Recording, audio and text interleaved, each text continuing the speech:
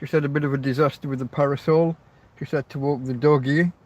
And I've just realised I've got her food here ready to give her and I've not given it to her yet. I shall find a moment in 3 or 4 minutes time and take care of that little oversight. A bit of a disaster all in all. Let's have a look here at my brightness. I need to just adjust this a little. Oh, it's up full. Okay.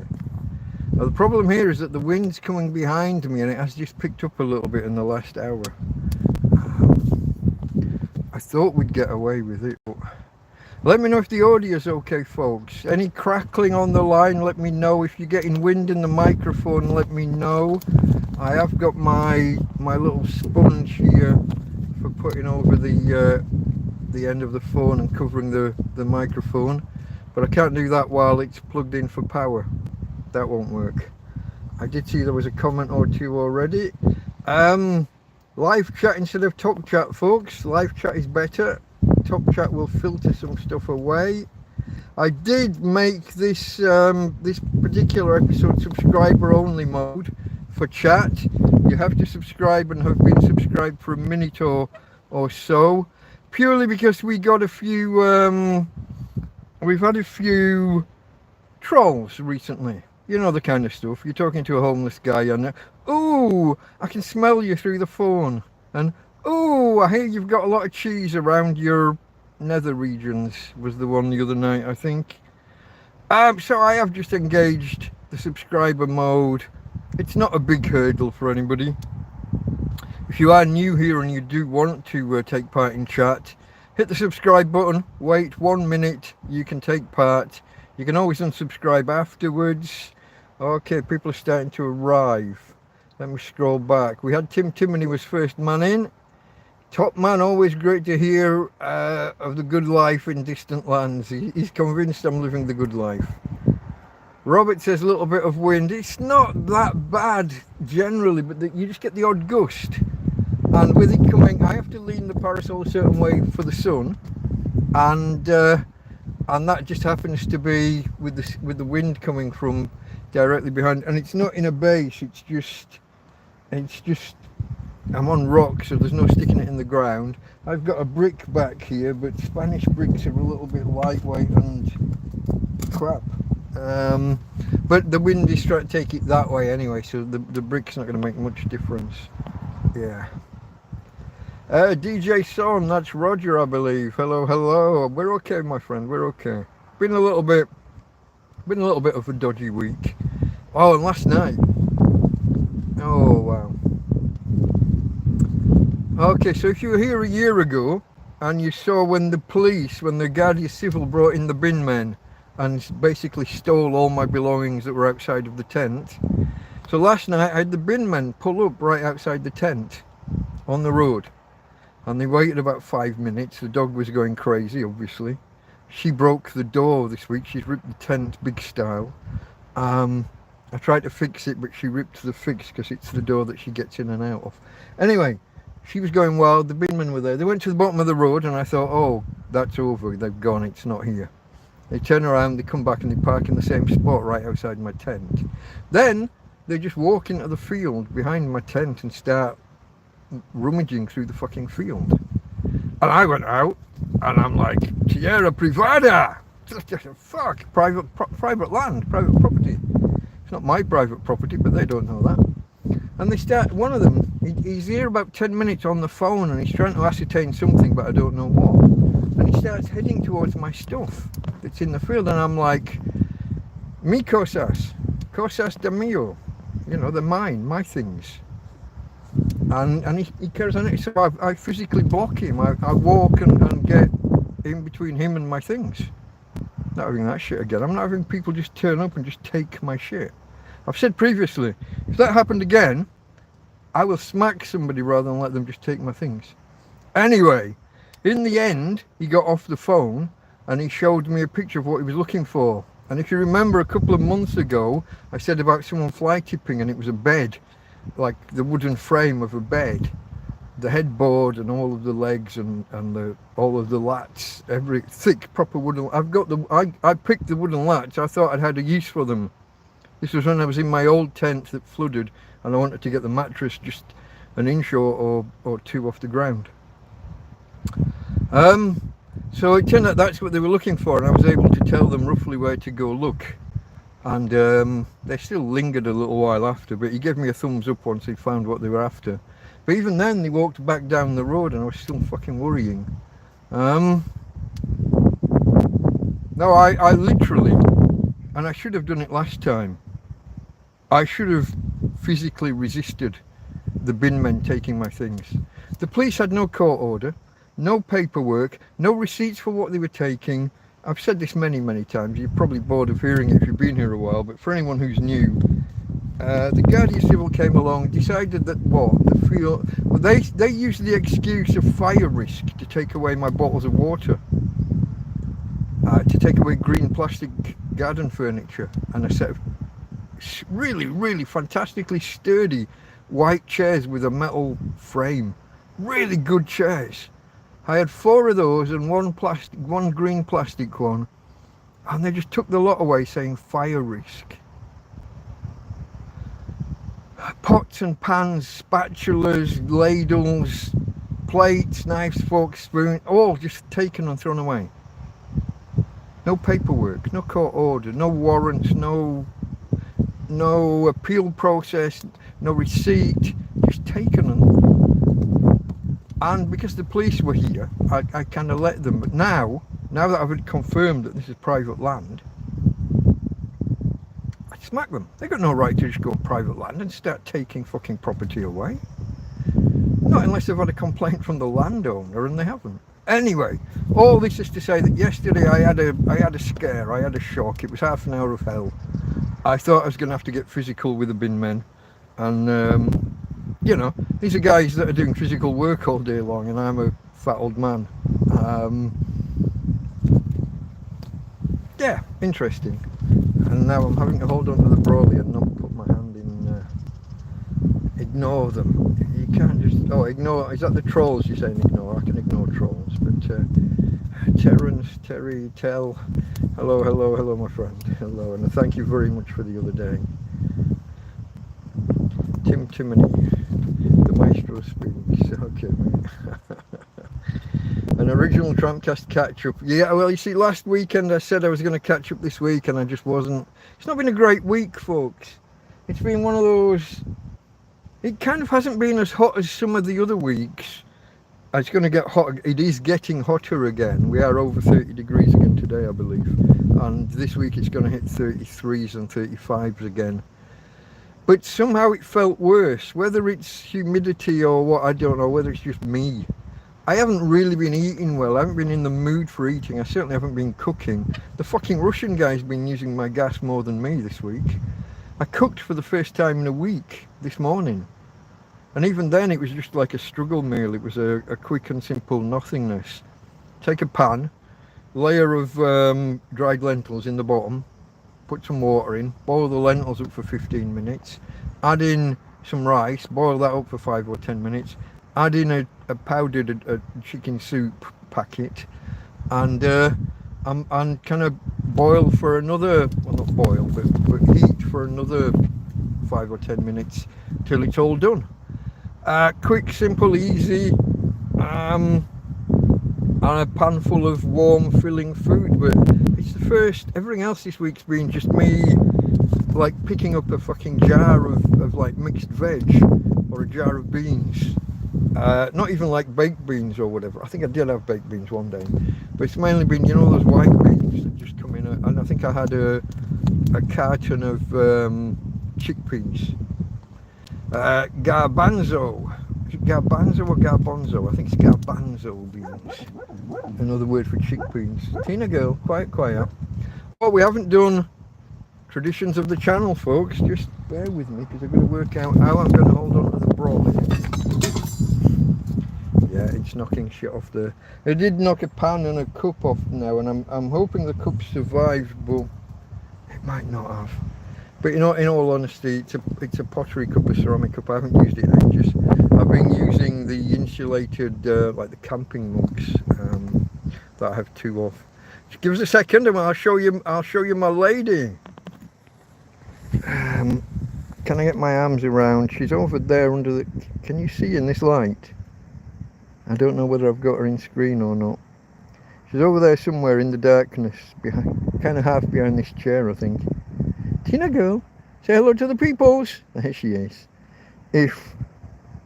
Can I turn my brightness up anymore? Give us a second. Because I can't see what... I couldn't see whether she was there or not. Now my brightness is automatically up high. I don't know, tell me whether you could see her or not. I'm going to go at the bottom of chat. What was that just smashed off camera? I don't think something broke. I've got a couple of empty jars here from a couple of weeks ago that I was thinking I might rinse out and use. I think a jar just fell on the floor. Yeah, I can see the jar. It looks to have survived. And I think it took something else with it, something metal, maybe a spoon or a fork or a spatula. Tina girl, Tina! Tina! That's enough. Quiet, quiet. Tina! Come tell you, amiga mia. It's okay. Tranquilo. She's trying to run. The bloke's walking away and she's still going. I thought it was a woman at first, but anyway, let's not get into that. An original TrampCast catch-up, said Tim to me. I'm at the bottom of the... I'm here. I heard a glass tinkle. Watch your feet. It's the other side of the table. I've got a big round pine table here. I think I've shown this before, but I'll try and give you an insight. But it's... Whoa!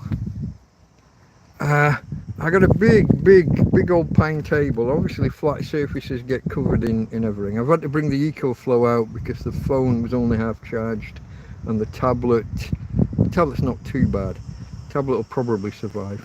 But I've got this big old pine table. I don't do bad for a tramp.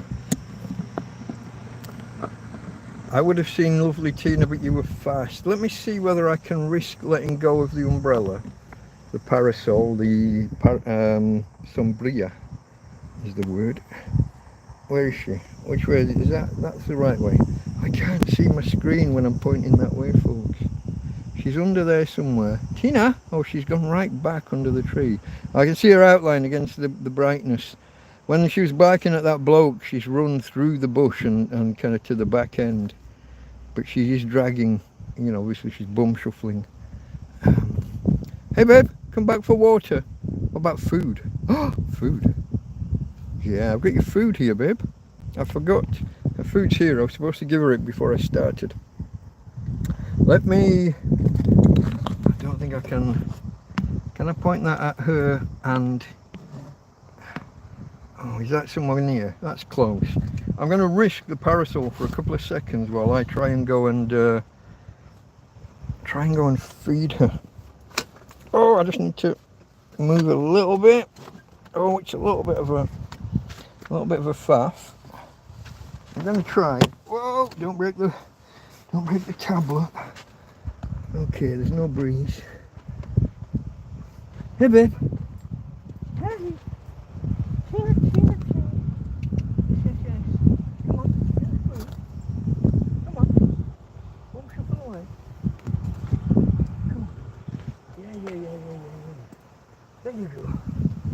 There you go. I don't know how much of that you caught, if any at all. Oh fuck. Bit of a squeeze. Bit of a squeeze. Did you catch her or not? Where is she now? She's over there. I honestly can't see her on my screen. It's like black on black in the shadows. Anyway, let's crack on. Let's crack on. I wanna, what do I wanna? Zigga zigga.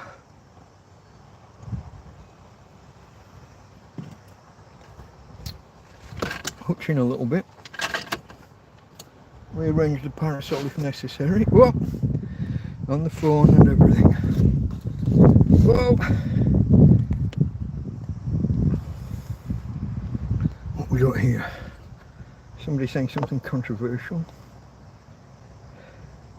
Oh, my mate YML, UML.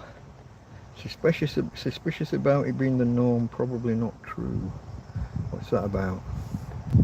Great footage in the bush. Okay, it's not that kind of video. We caught it all.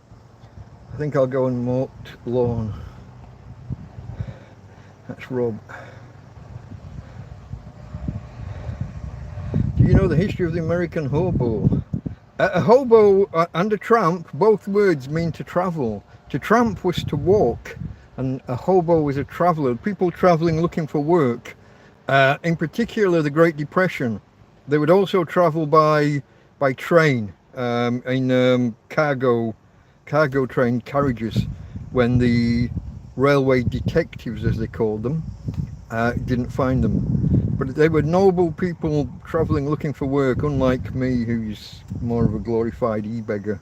If that's where you're going with the conversation, respectful way of living and the norm for men of a certain age. It was, but they did still hold out the begging bowl for food and for odds and ends of money sometimes. But mainly they would be looking for work. They would be looking for a day's work from people. Yeah. It was indeed a respectable thing. I hope we're not comparing and contrasting. Oh, it jumped again. It keeps doing this jumping thing.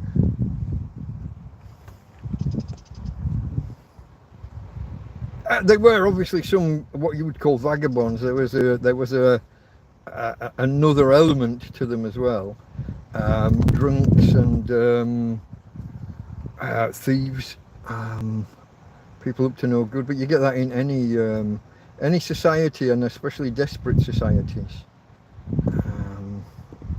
You see her in the shade, said Tim Timony. Yeah, I'm working backwards, folks, just until I catch up.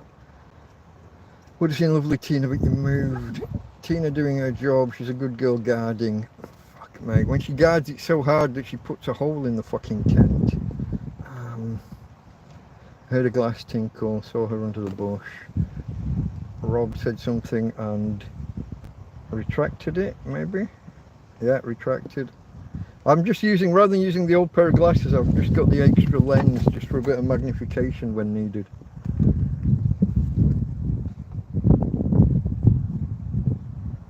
What is your last ingredient to eat of the stock? I have got a lot of pasta in there and a lot of rice. I'm okay for the staples themselves. It's the things that go with them. The tins of tomatoes.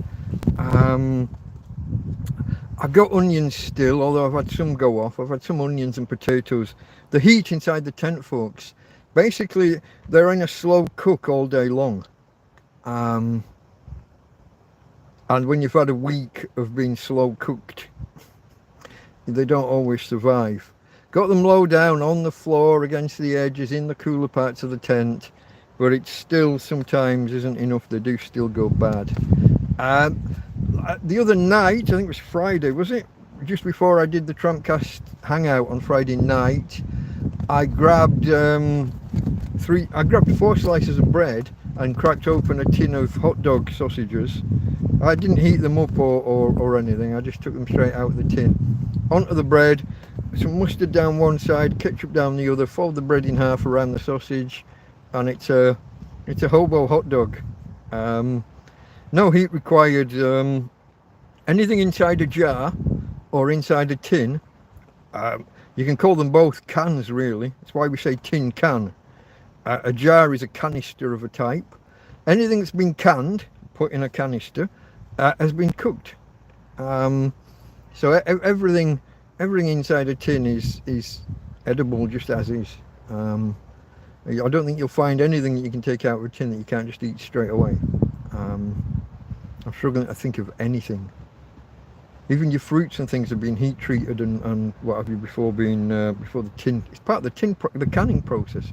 Before the tin or the jar is sealed, has to be hot inside so that when you seal it, when things cool and it creates the vacuum, pulls everything tight and holds it steady. So hot dog sausages, they say that you should warm them up, but it's for the texture. The fat in the sausage will ease and will loosen and just give you a slightly better texture for eating the meat. But just eat hot dog sausages as they are. So yeah, there's no real answer to what do I save till last or what's else.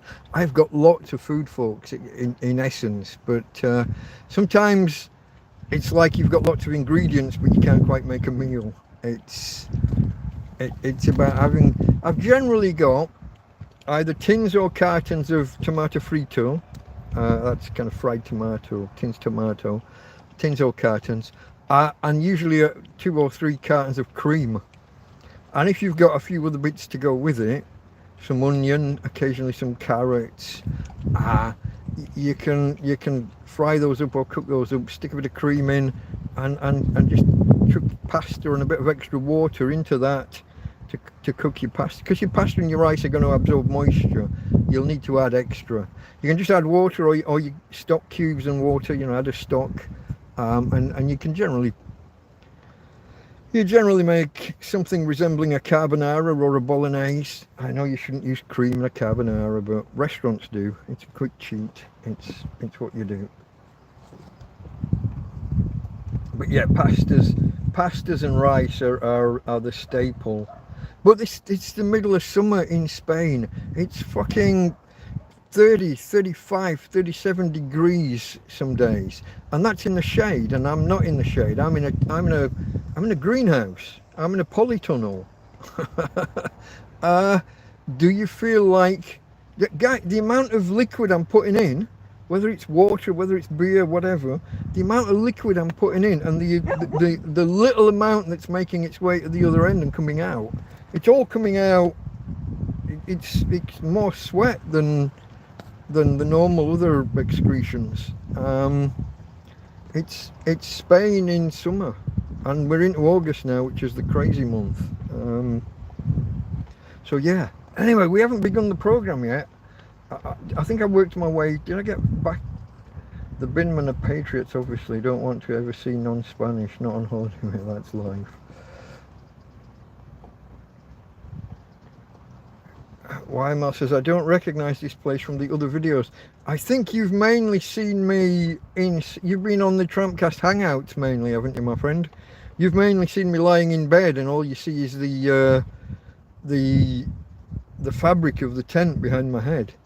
I'm in the field where I live. Let me give you the quick. So here's Tina this side. I've got to be careful with the cable, the USB cable. Here's Tina. Here's the field. You see I'm caught up on the. Let me unplug the USB. Let me unplug the USB cable. Here's my tent, my solar panel and cool box, my recliner, and here's the field where I habituate, where I live. Those trees over there fell over in the wind the other day, about a week ago, just over, maybe 2. My clothes dryer fell over because of the wind. But yeah, you won't have seen it like this because you've been here for the night streams where I'm inside mainly. Where are we for power? Only 65%. That would go before the end of the stream, so I'll have to plug back in. Quick swig of beer. Cheers to the subscribers. Cheers to the people in chat. And cheers to those of you that have remembered to click that fucking button. Oh, Friday night, folks, we broke the record and then didn't. So the record was 37 thumbs up during a live stream. We hit 37, then we got 38. And then right at the end, this troll Pratt came in saying nasty things. And just as he was there about 2 minutes before I ended the stream. And as I ended the stream, I saw the counter drop from 38 to 37. Somebody had unliked right at the fucking end. So technically, we equaled the previous number of likes actually recorded at the end of the stream. Although we had hit a higher number during the stream. So I don't know whether that counts. I don't know whether to count 38 as the record, because we did have 38 at one point, or whether we count the closing out number, which finished at 37. A little bit annoying either way, but why do you prefer the strange lands as opposed to the UK? I don't. I want to go back to the UK. I've got to go back to the UK. but I've got a series of circumstances that make that difficult. I've explained that many times, my friend. TrampCast 001. It's not like I'm choosing to live in a fucking field. I used to live in an apartment here for years and years and years. Or apartments. But then my bank decided I'm not me. Whoa! My bank decided I'm not me. Said I couldn't have access to the account holder's money. They wanted to protect the account holder.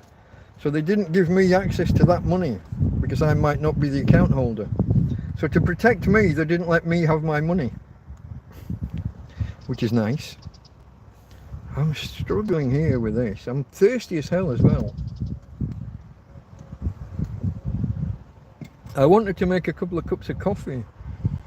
I had a couple this morning, but I was just somehow running late at the end. I just wasn't in the mood for this. If truth be told, if I didn't have this tablet, I wouldn't have done this stream today. If I'd have had to sit there and write out the notes for 3 hours, instead I copied them across from the phone to the tablet, realised that text editor was still jumping to the bottom every time I took my finger off it, and so I copied the text to the Samsung Notes app, which looks to be okay. It looks a little bit more like a word processor. I can make text bigger and bullet lists and things. So I think that might be a major improvement. It's certainly made writing the notes. When I came to do so through the week I've made the notes of each day, and we're dealing, I should have said this earlier, we're not dealing with this current week, we're dealing with the week ending the 13th of July. So about 3 weeks ago, isn't it?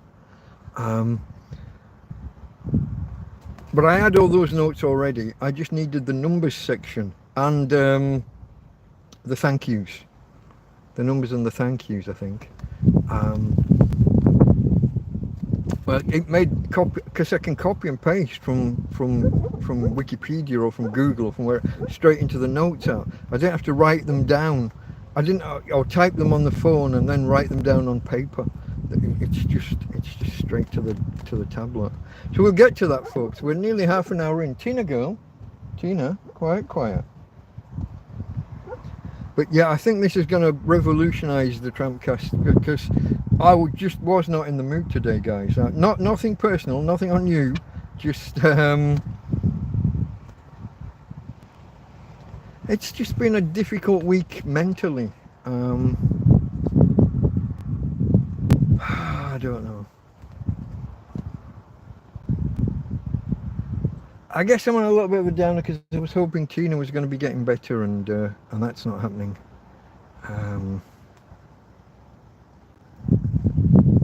Yeah, I guess part of it. That's part of it. The heat, just the heat, and managing power. I'll be honest, over a week I haven't even looked in the cool box. I think when I open that up, there's going to be flies and shit coming out. I just haven't been in it. And I keep burning power to run it, but I'm not. There's stuff in it, but I don't remember what. I don't really remember the last time I looked in there. So I've got this dread that the shit's going bad in there. It's already not working that well. I think we are going to have to resort to like Karen said, power washing through the fucking, unplug it, leave it a day or two for any capacitors or whatever to discharge, and just power wash the shit out of the mechanism. Leave it a week, and then it either works or it doesn't. But I'm burning power into it every day for no benefit. Can't even keep a can of beer cold. Not that I've tried in ages, because it didn't work. Anyway, let's. I just go back. I just want to get back. I just joined the stream. What did I miss? You didn't miss anything, my friend. I'm only make some ship parcels, let them have them. The bin men, like I said, it turns out they weren't after me and my stuff, but I've got a feeling I will have been added to their list now. I have got a pile of things there from a couple of months. When I emptied the old tent and took what I wanted or what I needed back inside, there is a pile of stuff here, some of which I don't think I want but can't quite let go of, just in case. And some other stuff that I haven't even looked through, some bags that I haven't even looked through. I don't know. I should actually make the difficult decisions and throw out the things I don't need, and I just don't like to throw some stuff away. There's some stuff that's like still good, like the coffee table, the wicker coffee table, the 12-volt electric lamp. They're good, they work, it's just I've got no use for them, but what do you do? Clothes, there's jackets over there. I've got about 7, well they're not all anoraks, but I've got 7 good coats. I'm a tramp in a field, what the fuck do I need 7 coats for?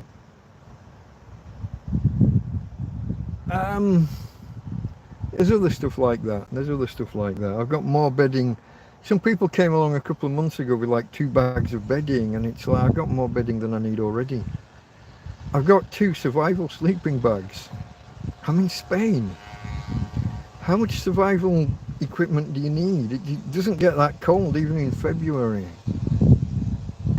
So yeah, it's all awkward. Let me...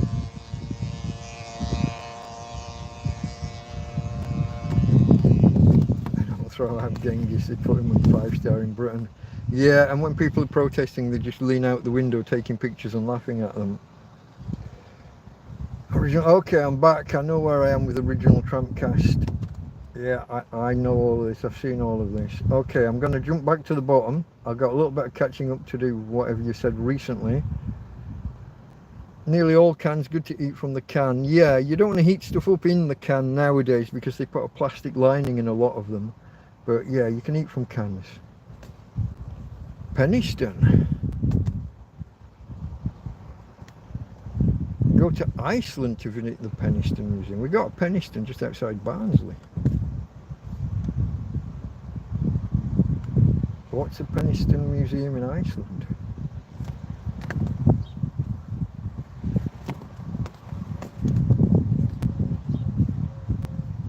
Your scientist and academic background is always fascinating. My academic background is business management.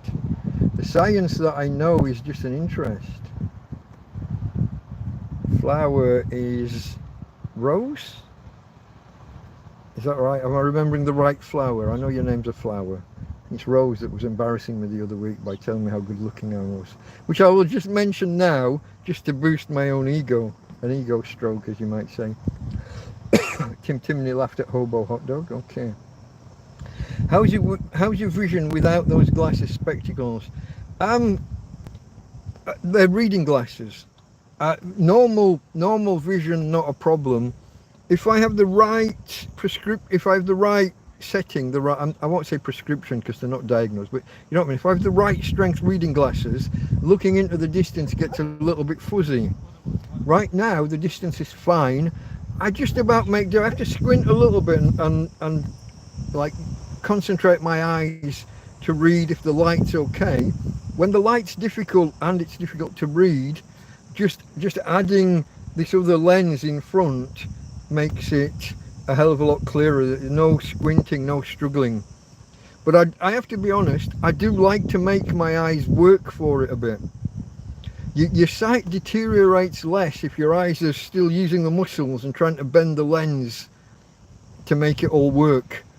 I'm not sure when you get older and that things become difficult to read. I've heard 2 theories. One is that the lens becomes less flexible and therefore there's nothing you can do about it, you know, physically. And one is that the muscles just don't work as hard. And so by making the muscles keep going, it's like any muscle, the more you use it, the more it builds up, or at least the less it deteriorates, I guess, as you're getting older. So I like to make mine keep working. That's always been my way. I've supposed to worn glasses from the age of 2 or 3 onwards, and I did for a few years as a kid, but they always went under the grass cutter at the school. Jumpers for goalposts, lads. Jumpers for goalposts. Take your jumper off. Your glasses end up inside the jumper. Pick your jumper up to put it back on. Glasses fall out and you don't notice. you walk off back to into the classroom. Council come round and the workmen cut the grass with the tractor. Crunch, crunch, crunch goes your gold-plated, expensive glasses. My mum she didn't like the NHS specs. I always had to have nicely shaped glasses, not John Lennon NHS specs. So yeah, and a monocle. It could probably work that way. I probably could just put it in and you know, squint the muscles. 2 arms on the glasses. Yeah, it's a new. Karen bought me a pair. Karen and family got me a pair, but I think they'd remembered a previous conversation where I'd said I was on like the lowest setting of glasses. But I think the last set that broke, and then my friend Adela brought me just a pair she had lying around, no longer in use, and they must have been a slightly stronger magnification or setting, whatever the word is.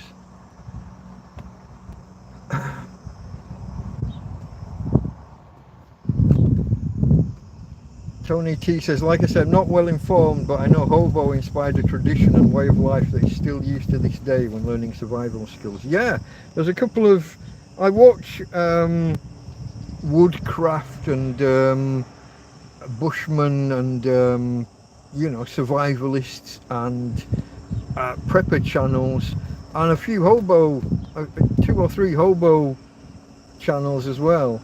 Some of them more into the history of hobos.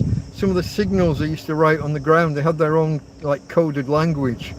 If someone gave them a good meal or a day's work and good pay, they'd leave certain symbols in chalk or something nearby to kind of signal to others, hey, you might get a good meal here.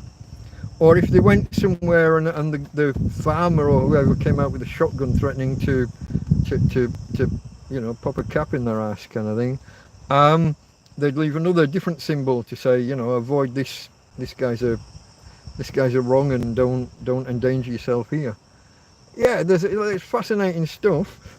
I don't know how much of it's applicable to the modern world. Some of the survival stuff, what they would carry in their little bundle on the stick or in their carpet bag, you can learn from, because that's standard prepper stuff. Always having some water, always having 1 or 2 meals on hand in case you're unsuccessful with either begging or finding work that day. Stuff like that. It's your standard prepper kind of fare, really, a lot of it. Just prepare for not having. Gypsies, Tramps and Thieves, she did indeed. But wasn't it a remake of a Dusty Springfield? Or she did Son of the Preacher Man. I'm not sure. Jack Kerouac. I wasn't either tune out, drop out, tune in, whatever that was.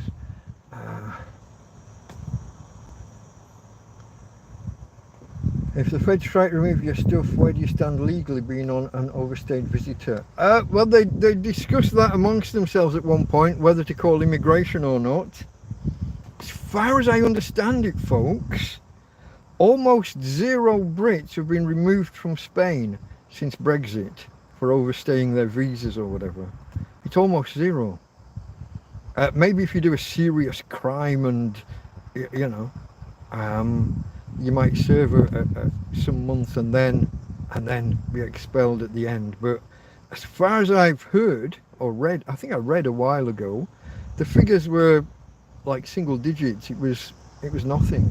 So they discussed it in the field a year ago when they had the head, I think the head of the Policia Local, guy with all the scrambled egg, cap, epaulets and cuffs, lots of. He looked like a fucking rear admiral. There was so much scrambled egg going on.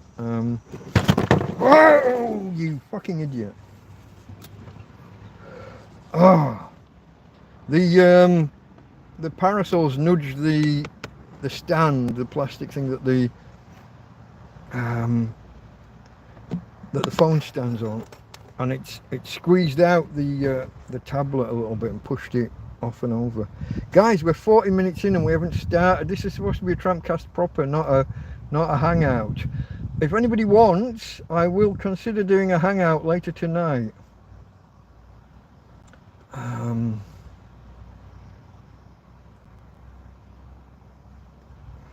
Got the crown, let's go. And home at this time, I was saying.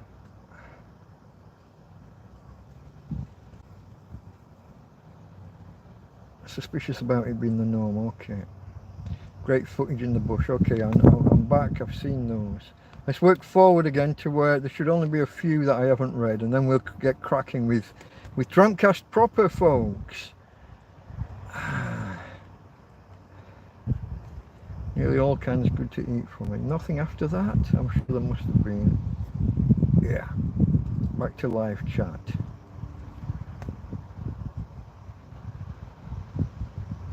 Gotta go back. Lysergic acid diethylamide. LSD. Where does the S come from?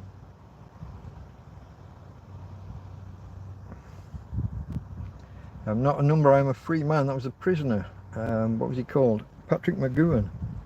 Who I actually preferred Danger Man. I thought Danger Man was a better series than Prisoner. Enjoy Prisoner, but Danger Man was the better series.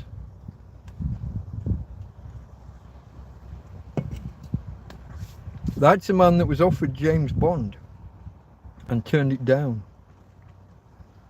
He didn't agree with the licentious nature of Bond.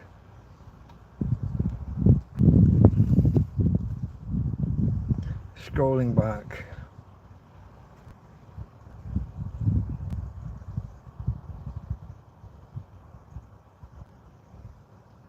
What do you have? That's probably under the tent to protect the floor, asked Roger. Do you have this problem I have? Where my autocorrect corrects proper words into other words. So under becomes understood. And it does it a few times. I'm going to guess that you're on Samsung. It's terrible.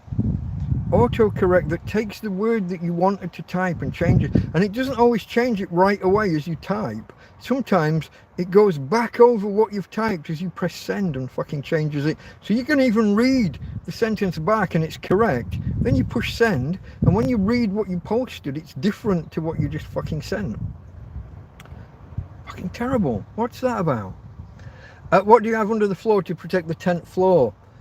I have the floors of 2 previous tents.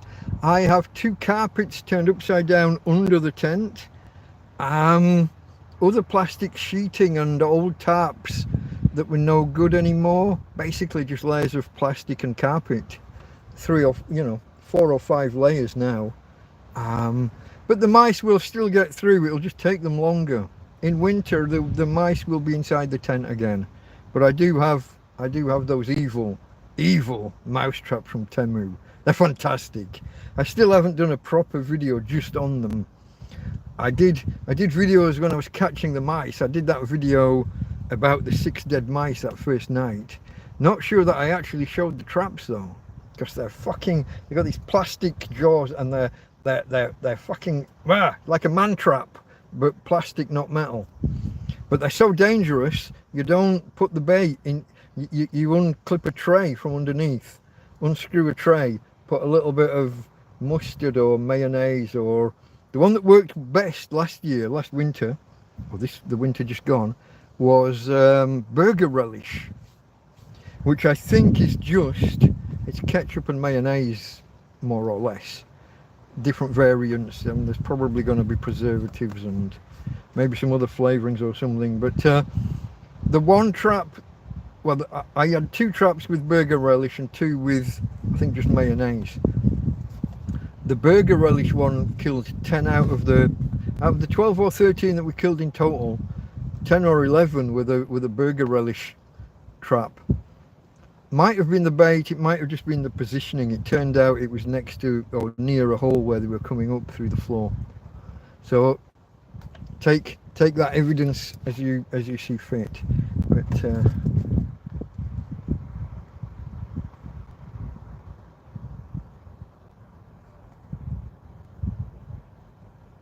UNAR. Is that to UML, or is that a mistyping of something?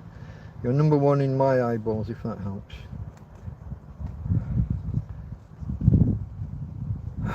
This crown is not mine. Why is it there?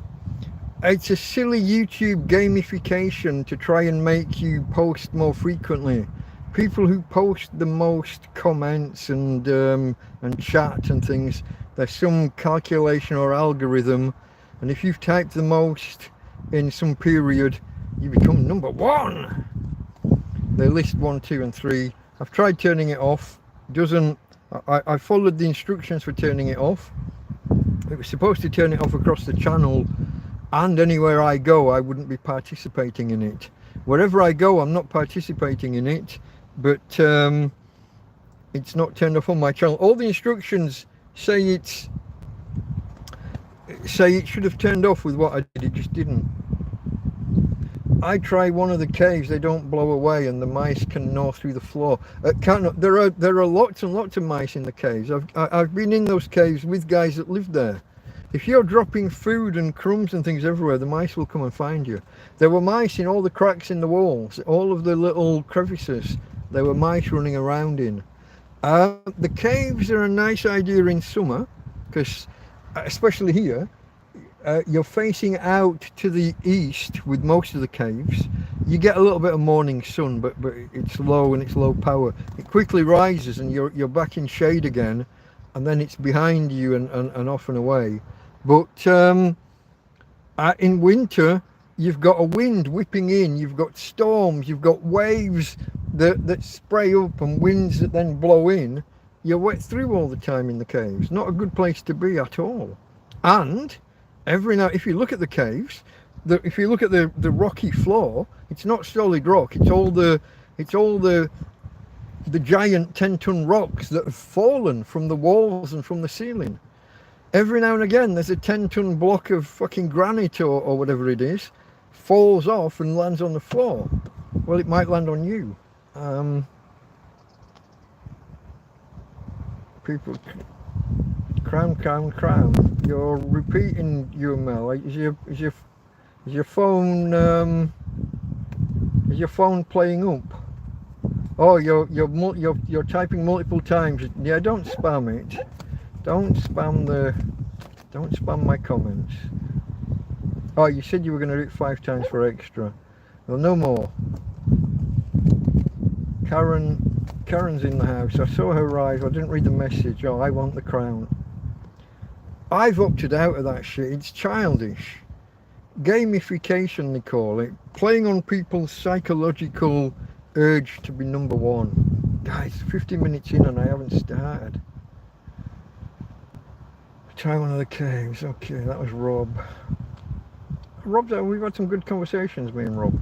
He's there's some afternoons where he's like made 5 or 10 comments on could do sometimes, Rob. I could do with a timestamp so I know what you're on about when you make if you're going to make multiple comments about one video and the comment on its own doesn't make it clear what we're talking about, a timestamp or something just to give me context, or add context to the comment. Just sometimes you baffle me.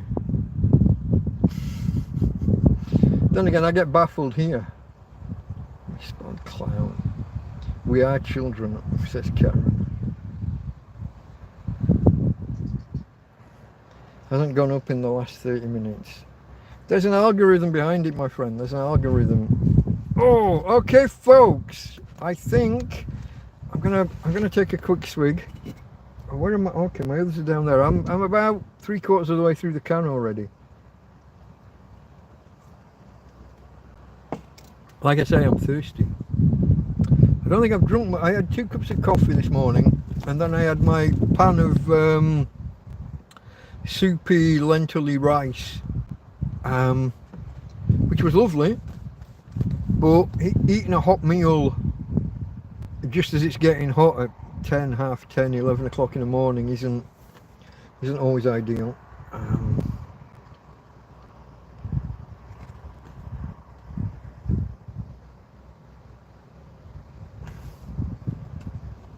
Spam, back to cans again.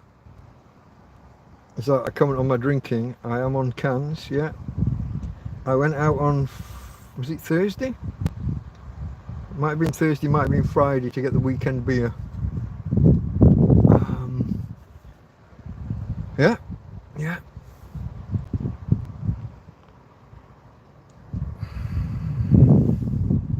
XP, he's a Lancastrian, only knows HP sauce. Who's a Lancastrian?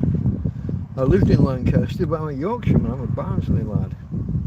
And HP sauce is as British as it gets. HP stands for Houses of Parliament.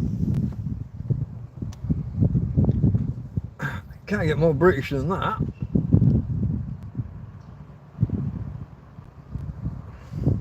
Cheers, Rob.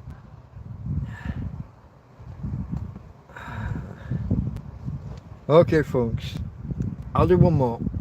Cheers to you guys that are here, especially those of you that have bothered to hit the thumbs up button. We're about to begin on 51 minutes, folks.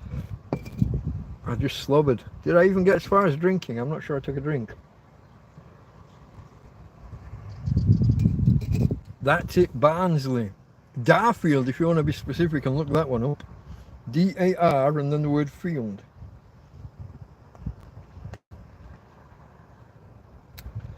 Okay, folks, we are about to start, after 51.5 minutes, TrampCast, episode 077, episode 77. It is Sunday, August the 3rd, 2025, August the 3rd, but we are detailing the events of the week ending. It's done that thing again. Oh, you bugger. I was going to turn that off and I didn't. We are detailing the events of the week ending Sunday, July the 13th, 2025. Basically, the events from 4 weeks ago up until 3 weeks ago, that 7 days there. The channel is Delta Mike, down and out in Torrevieja. Delta Mike, that's me. Down and out. Homeless. A hobo. A tramp. A vagrant. An indigent person. A person of no fixed abode. Some, Americans in particular, might say a bum. Someone who sleeps rough or on the streets, or in my case, in a field. Okay. Oh, that was Delta Mike and Down and Out. We're in Torrevieja. That's a city on the southeast coast of Spain, where I am trapped by circumstance. This is TrampCast, where we detail the successes, the failures, and the other happenings in my life as a tramp. As I said, this is TrampCast proper, not TrampCast Hangout. I will consider doing a TrampCast Hangout tonight if anybody is interested. Vagabond also, says Tim Timony. That is indeed a word. It has more negative connotations, especially here in Spain. So I kind of dropped it for now. I might put it back in the rundown at some point, but it does have more of a conman thief kind of. What number is gold in the periodic table? I can't remember. I don't think we've got there yet, have we? Don't think we've done gold yet. So it's higher than 77. Today will be iridium when we get there, but let's do this in order. Remind us, folks, hit that thumbs up if you would. We did recently hit the new record temporarily. If you are not subscribed yet, you might like to consider it, but only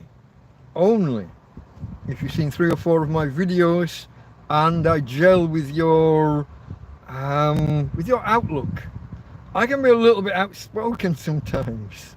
For example, I said the N-word recently. Not at anybody, I would never do that. But I said it just because I'm a firm believer in that your speech should not be policed. The policing of speech is next to policing of thought, and I object to that. Possibly more on that tonight in the TrampCast Hangout. So I'm not for everybody. I can be a little bit edgy, a little bit controversial sometimes. Generally steer away from politics. Touch on it sometimes. especially depending on what events we're discussing. But there's nothing worse for a YouTuber than having people subscribe and then never watch a video. So make sure, before you hit the subscribe button, make sure that I am for you. Have a look around. Feel free to subscribe temporarily if you want to take part in chat, but you feel free to unsubscribe shortly thereafter. Whoa, it's blowing. I let go temporarily and the wind picked up and was blowing it away. A ne'er-do-well, they never do well, yeah?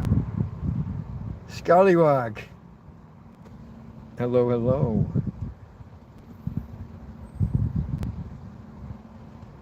Ancient history hour, where did we go there? A happy-go-lucky chap. I'd like to think so. Delta Dictionary, okay. I don't know what gold is in the periodic table. I've never memorised the periodic table. I have to look these facts up each week. E-bar gum. Stick your finger up your... Yeah. I'm back. Hold on. Somebody said to the 7 people who are watching and still chose not to comment or do a thumbs up.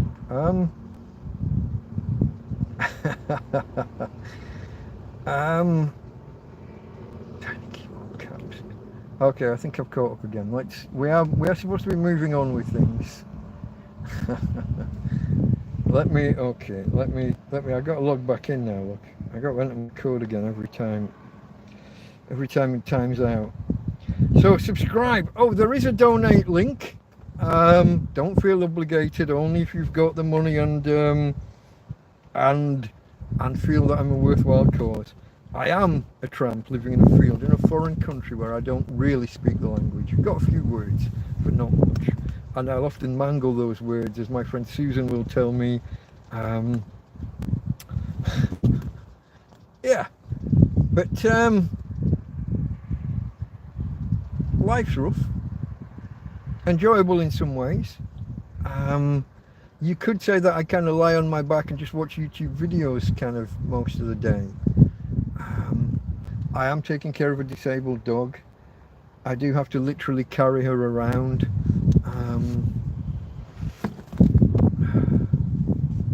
I'm in a field, rats and mice and all things not nice. Police, Guardia Civil, politicians, the mayor's against me, fucking Eduardo, and his when he sent his welfare man to come and look after me, and the guy cost me €450, didn't he, and got me arrested and beat up in the police car. Oh, and that's when they kicked my dog, hence her disableness. Oh, anyway, let's move on. Donate only if you want to, but it would be appreciated. I am saving up again for wheels for her. I thought they were going to be redundant. I thought we might get somewhere with the medication, but we're 2 weeks in and there's no improvement. Also, folks, I haven't posted the link. There is a link to the animal charity. Oh, there will be. I will post it shortly after the stream ends. There is a link to the animal charity that is paying for Tina's treatment, because obviously I'm a tramp in a field. I can't afford treatment. But I don't think that treatment's going to work. So we are also, the link at the top of chat there, as well as funding living costs. Just for anyone's benefit that wonders, I spend about €20 a week, typically. Maybe less, some weeks less, some weeks more. It's maybe 15 typically, but then once a month I have to pay my €15 phone bill. So it kind of averages out at about 20 a week, more or less, if you get me. Yeah, and then every now and again there's the bigger payment. So my friend Karen does the actual purchasing of new tents and things for me, but I obviously I reimburse her. She's not paying for. She did pay half of the one, not the last one, but the one before. But we bought this one. I bought this one outright. She facilitated and transacted and did the delivering, the logistics. But feel this hardly bucolic. Bucolic as in bad for you, nasty. It's not a nasty field, but it's got rats and mice. There's a suggestion it might have snakes. There are rabbits around, which is not a bad thing. There are cats and other things. And there are gay men who just turn up at my door wanting sex. And there are police that turn up at my door wanting to arrest me and beat me up. There are members of the council and the mayor's staff turning up wanting to arrest me and get me beaten up and kick my dog. So it's not ideal. Some locals don't like the fact that I'm here. Some kids obviously decided to throw stones at the Tramp's tent, broke some plates and cups a few weeks ago, didn't they? So it's not ideal, but it's not bad. Anyway, onwards folks, onwards. If anybody wants to help, the link's there. Either my PayPal link for living expenses and for Tina's wheels, or there will be a separate link to go direct to the animal charity that is helping. That's all I'm saying. We shall move on from donations because it's not meant to be a begging. It's not meant to be a begging session. I'm here to entertain you folks, if you'd believe that. So far we've done thumbs up, subscribe, donate.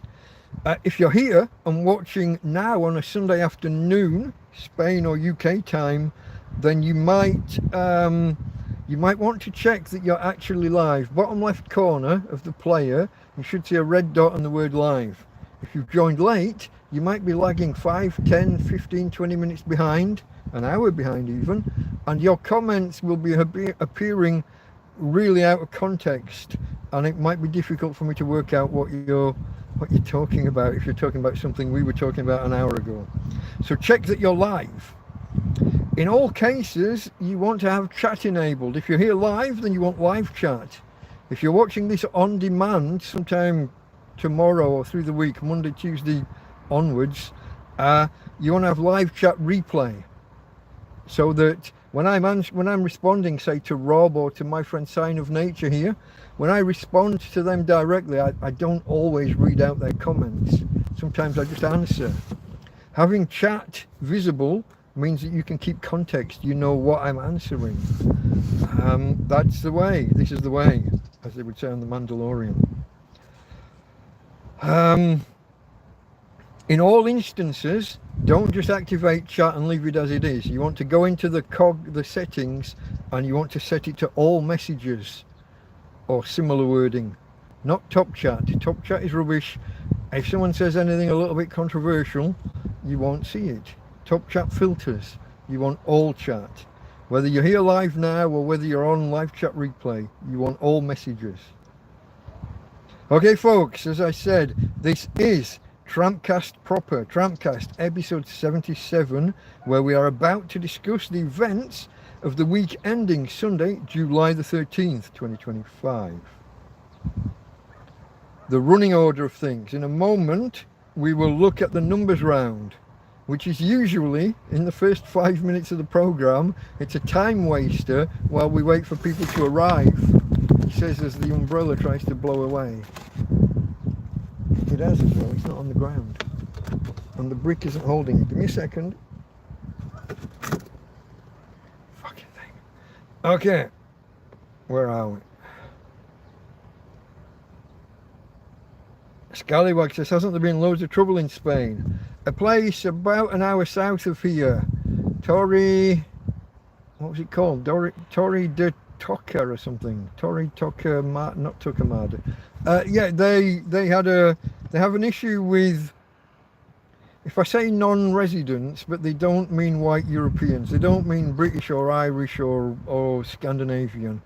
It's the people that have come over on boats from Morocco, Libya, Tunisia.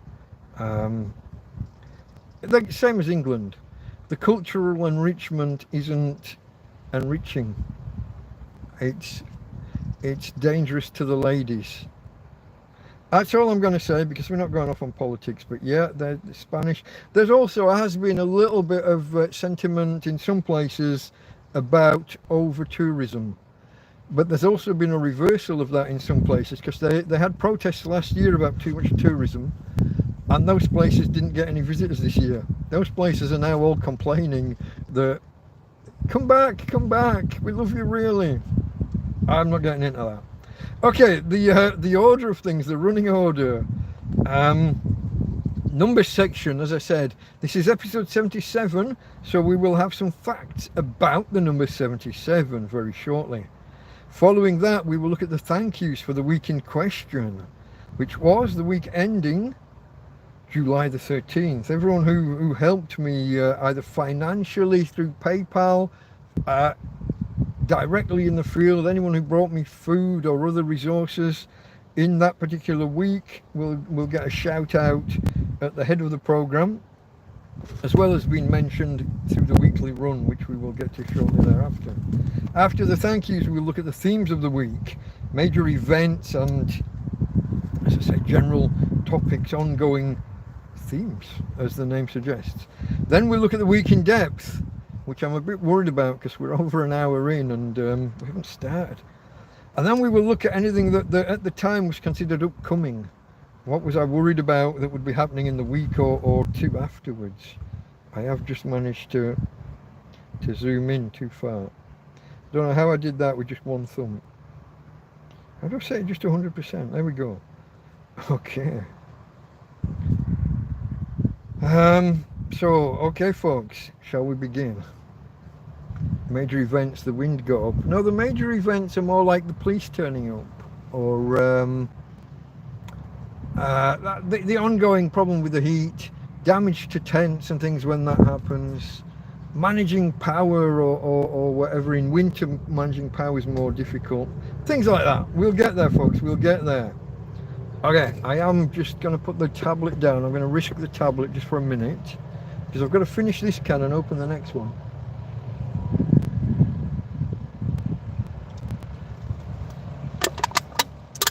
I've got two bags here, and I think my bin is the far one, and it's kind of closed. I'm just going to have to throw it over there for now and open this one. I'll have a quick swig from this. We'll do a quick cheers.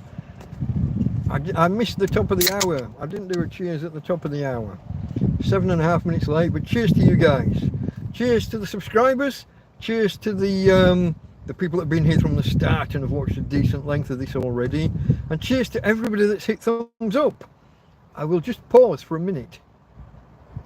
If you hit the thumbs up quickly, I will state again that I'm cheersing to the people who've hit thumbs up, and then you'll be included. Currently seeing 14. Let's see it just rise a little bit. I'll do cheers in a second. There we go. Any more for any more?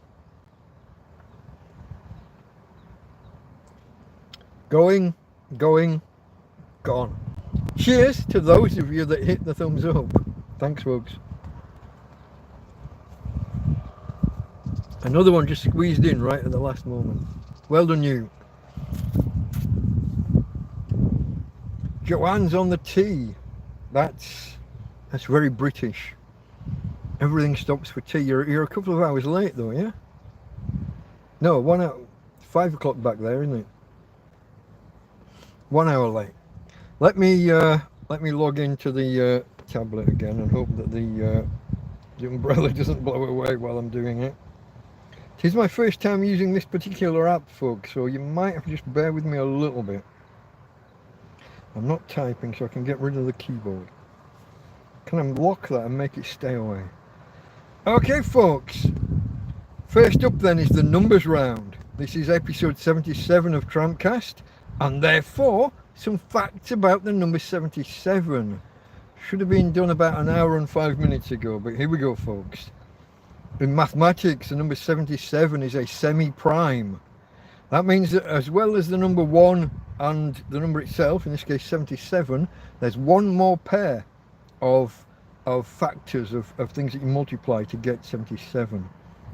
Those are, of course, 7 and 11. If you can find a pair of numbers that you multiply together to make a number, and if both of those numbers are themselves prime, then there are no other factors other than 1 and the number itself.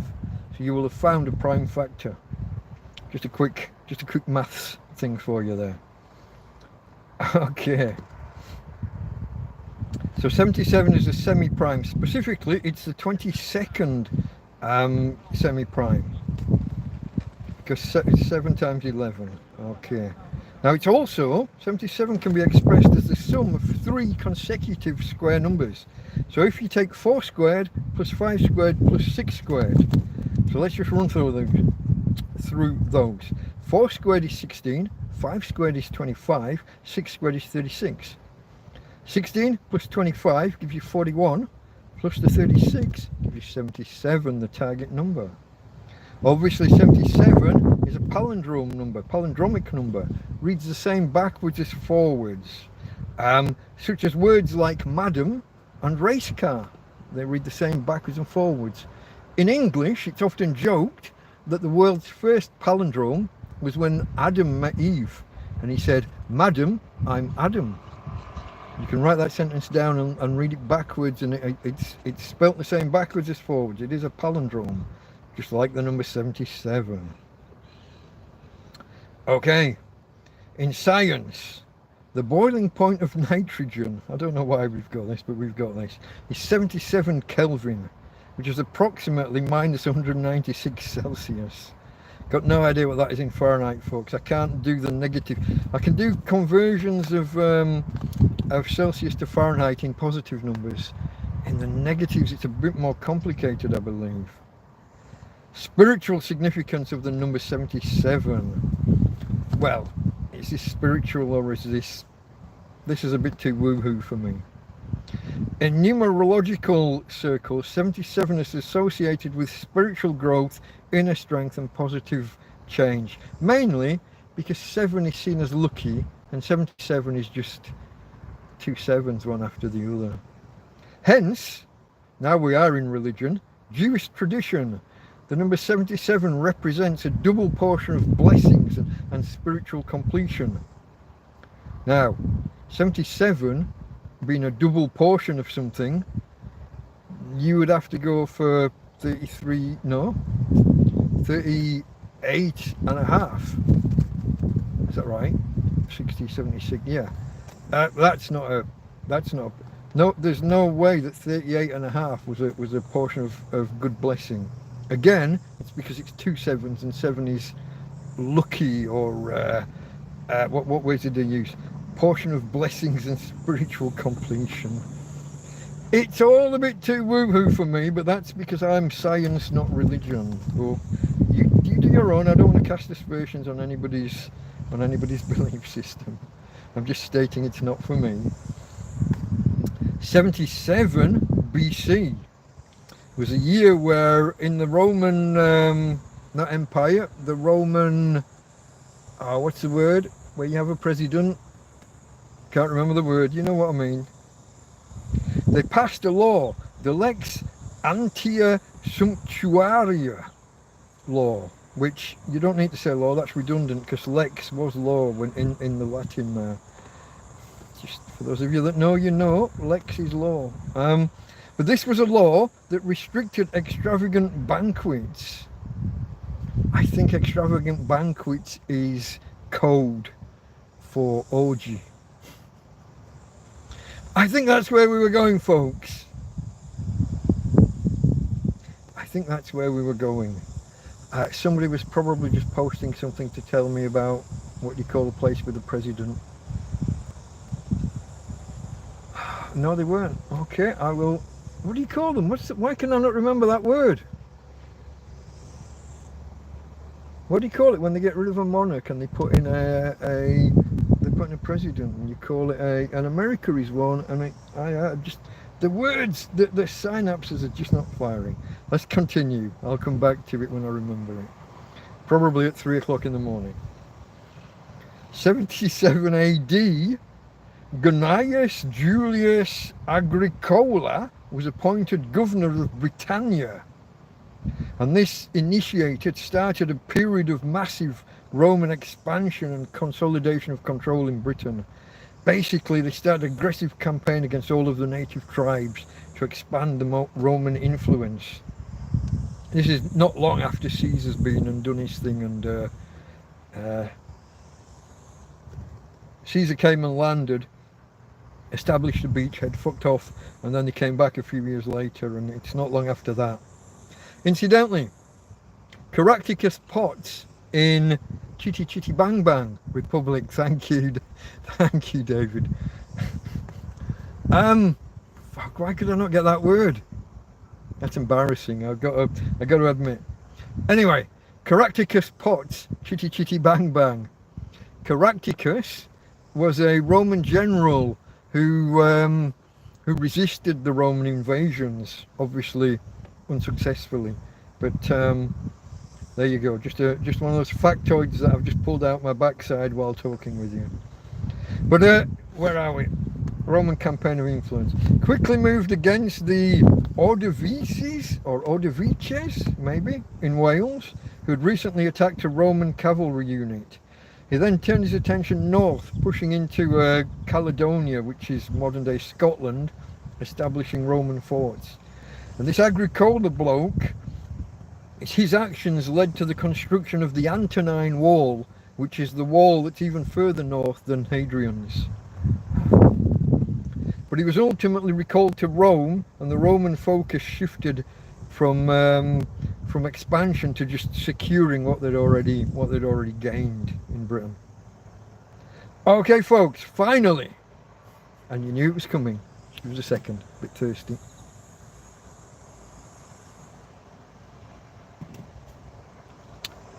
Every week, we have a fact from the periodic table with a set of sub-facts. So here we go. Let's do this thing. Periodic table number 77 is iridium with the symbol IR. Key facts about iridium. The name of iridium comes from the Greek goddess Iris, who personified the rainbow, hence the colours of the eye, the iris. Many of iridium's salts, so iridium is a metal, and when you mix a base and an acid, a metal and an acid, you get a salt and water, typically. If I remember my science correctly, and I'm not great at chemistry, but I think that's right. A base plus an acid equals a salt plus water. In most cases, maybe not all, not sure. Anyway, do they? They do. Anyway, let me chuntering about things I know now about and get back to what I do. So, all of the salts that are thus constructed from iridium, not all, but they tend to come out with a mixture of colours, that they span the rainbow, as it were. Hence, the Iris, the god Iris, and thus the name iridium, derived from Iris. Rarity. Iridium is one of the rarest elements found in the Earth's crust, and it is the second densest naturally occurring element after osmium. High corrosion resistance, even at incredibly high temperatures. Guys, 2000 degrees Celsius before this thing starts to develop corrosion. Very, very hard, but actually brittle. Which means not many uses in its raw state, in its own state. Needs to be combined with other things. We'll get to that shortly. Its melting point, 2,466 degrees C, which I'm told is almost 4,500 Fahrenheit, just shy. 77, as we know, is its atomic number, because we've already discussed that. Found primarily, this is interesting, primarily found alongside or in platinum ores. So you find an ore with platinum, and it's a mixture, it's a chemical mixture of things, has to be separated and done out. Here's the interesting thing. Most uses of iridium, maybe because of its brittleness, most uses involve pairing it back with platinum. So you find it, you have to separate it out to make them pure, but most uses involve putting it back with platinum. Seems like a lot of work, but has to be done, I guess. You know, I'm not going to poke fun at it too much. It's just interesting. I'll come back to comments shortly, folks. We've not got long to go. At the end of the numbers round, I'll come back and catch up with chat. Where am I? I've lost my space. Whoa! Shit! Not just dragging forwards, but sideways. It's trying to push the thing with the phone off the table. That's a little bit annoying. Okay, folks, where am I? Single and atomic number. Okay.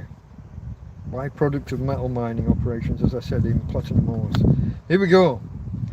Extraterrestrial origin. It's also found in meteorites and comets. So it's there in the remnants of the early solar system.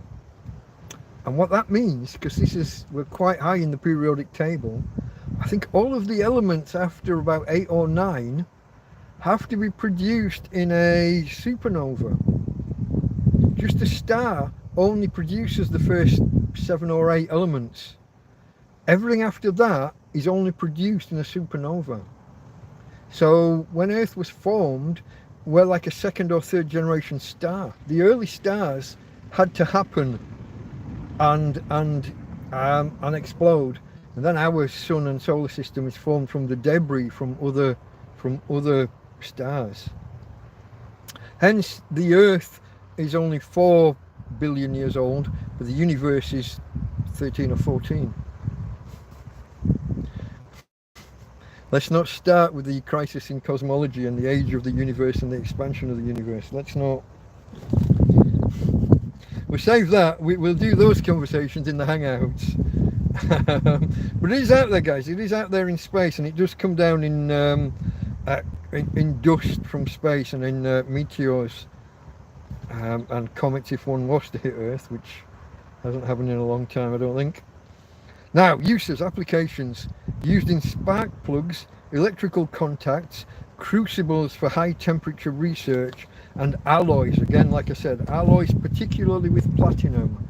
This stuff's going to be used in high heat environments. You're going to be looking at nuclear reactors, rocket engines, jet engines, turbines, high temperature turbines in power stations and things.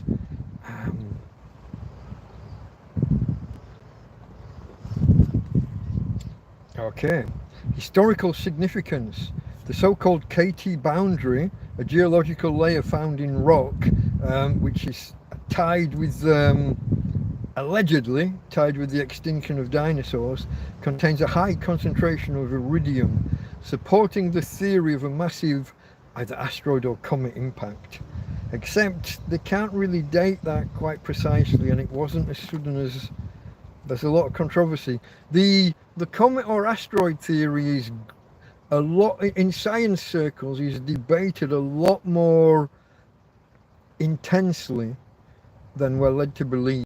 Yeah, we'll save that conversation for another time. Okay, finally, iridium is brittle at room temperature, but becomes more ductile, able to be drawn into wires, etc. at high temperatures. 1200 to 1500 degrees, 1200 to 1500 degrees. Okay, folks, those were a few little factoids about or related to the number 77. Okay, I shall. Farmer's in the house. Hello, my friend. Didn't see you arrive. Give me a second. I'm going through the beer today.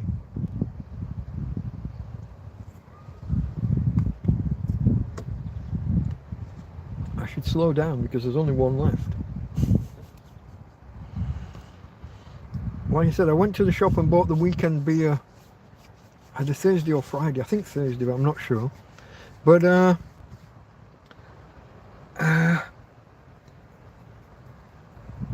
I might have to go again. I finished my wine. No, I haven't finished the wine, but it's almost finished. No, I might have finished it. It'd been open about 3 days in the end, and it's not a resealable one. Can shrooms grow in Spain? They eat a lot of normal mushrooms. I don't know about your funny ones. Not something I know about. Certainly where I am, the ground and it's very Mushrooms need moisture, don't they? Moisture and darkness. That's not really a Spanish property. It's very bright, very hot, very dry. I guess you do get dew even in summer a lot of the time, because the daytime temperature, the air soaks up any moisture that's around, and then when the temperature just falls a few degrees, you drop below the dew point, and this place can be wet through in the morning. Maybe not in July and August, but most of the year, even April, May, June, and into September onwards. Possibly less in. You believe it's a thing needs talking about across the planet? The mushrooms. Not you pick loads in Ibiza, but not magic ones. Yeah, magic was the word I was looking for before when I was talking about them. I couldn't get that. I love blue sky. Actual blue sky, or the website thing, the Twitter alternative. Scallywag is a forever follower. That's good. That's nice. Farmer I saw posting his pound the button, hit the button. The sun is 4.5 billion. Yeah, I knew it was going to be slightly, because the planets are formed out of the accretion disk that didn't get drawn in to actually form the sun, so it was going to be slightly older. Yeah. Up in tea or up in cake. I need to go back further to get context, don't I? I think it's plausible. Interesting. TrampCast is in a Spanish field. I've never done any drugs other than alcohol. Not tobacco, not marijuana. Nothing. I'm a good boy, really. Despite what the Spanish police will tell you. Are we up to 3? I think we're up to 3 convictions now, are we?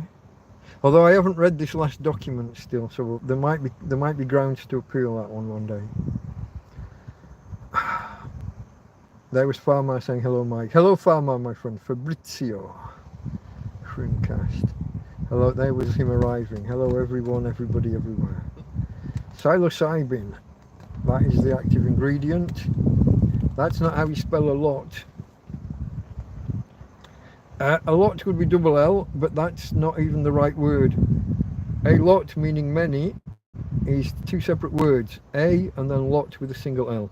Double L, a lot, means to apportion, to share out, to divide, to allot, to give someone an allotment of something.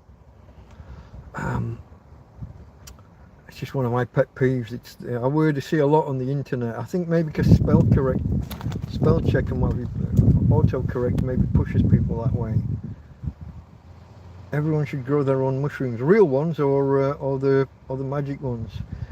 My mum used to grow proper real mushrooms, button mushrooms. What did she do? She'd take soil out of the garden, boil, put in a pan and heat it really hot. No water, just heat it to kind of sterilize it. Stinks vile. You then need to add some ingredients, some blood and bone meal. You then obviously you have to add some moisture back into the soil because you've just got rid of all the moisture when you sterilized it. Add moisture in, keep it in the dark and feed it on shit was the keep them in the dark, yeah. And she used to put them in she had a bowl of soil with it and then an upturned bowl over the top. Put them in the back of the pantry under the stairs. We had a big pantry under the stairs. And every 2 or 3 days go in and check on them. And when they're ready, and harvest some. Leave some in to kind of not go to seed, that's not the right word with a mushroom, is it? To spore, to release the spores. And then you've got your next generation ready to go in a few weeks' time. Yeah, we used to do that. This was back, probably late 70s or early 80s, and people were going through that. If you watched The Good Life on TV, the comedy with Felicity Kendall and Rhubarb and Custard, what was his name? Oh, I can picture him. I can't remember his name. Come You must be concerned for me. There's something not fucking right here. The number of times I can't remember things. I picture him. He did the voices on Rhubarb and Custard. And lots of other kids and whatever programs. But he was also in Ever Decreasing Circles. Oh, I don't know, folks. I'm going to carry on going back until Rob got to number 2. I always thought you were a bit of a shit, but that's Magic Battenberg. Are we talking cake? Johnny Ball. Think of a number. He's always dead. I'll go for the Battenberg. Shrooms are spiritual. I am reading backwards, folks, so I'm catching comments without context, and then hopefully I'll catch some later on as I go back. Shroom cake. Get the kettle on. Oh, Sign of Nature. Sign of Nature told me his name. It's not Max, is it? Or is it? I've got a Ryan and I've got a Max. You're not Ryan. No, Max. Hold on. Oh, remind me, my friend. I will one day get around to writing these names down and making a list. Get the kettle on. I'm not doing the kettle now. It's too time intensive, and I'm struggling. I'm holding on. My muscles are aching from holding on to the bloody parasol or sombrilla. Everything stops for tea, said Rob way back. Oh, there was Joanne on the tea. So I think I'm back on territory that I recognise. Did someone drop a neutron bomb in Mallorca? What, to get rid of all the people? It was indeed Mallorca that was complaining that there are no people there. That 40% drop in tourism, folks. 40%. The hotels are half empty, and it serves them fucking right. It's not long ago that places like Mallorca and I think it was Barcelona, the Spanish were walking around with water pistols, firing them at the tourists. Go away, we don't want you here. And who knows what was in the water pistol? You hope it was just plain water. But last year they had protests in some of these places, and so this year people said, oh, you don't want us? All right, we'll go to Greece instead, or Italy, or wherever. You know what I mean? Fuck them.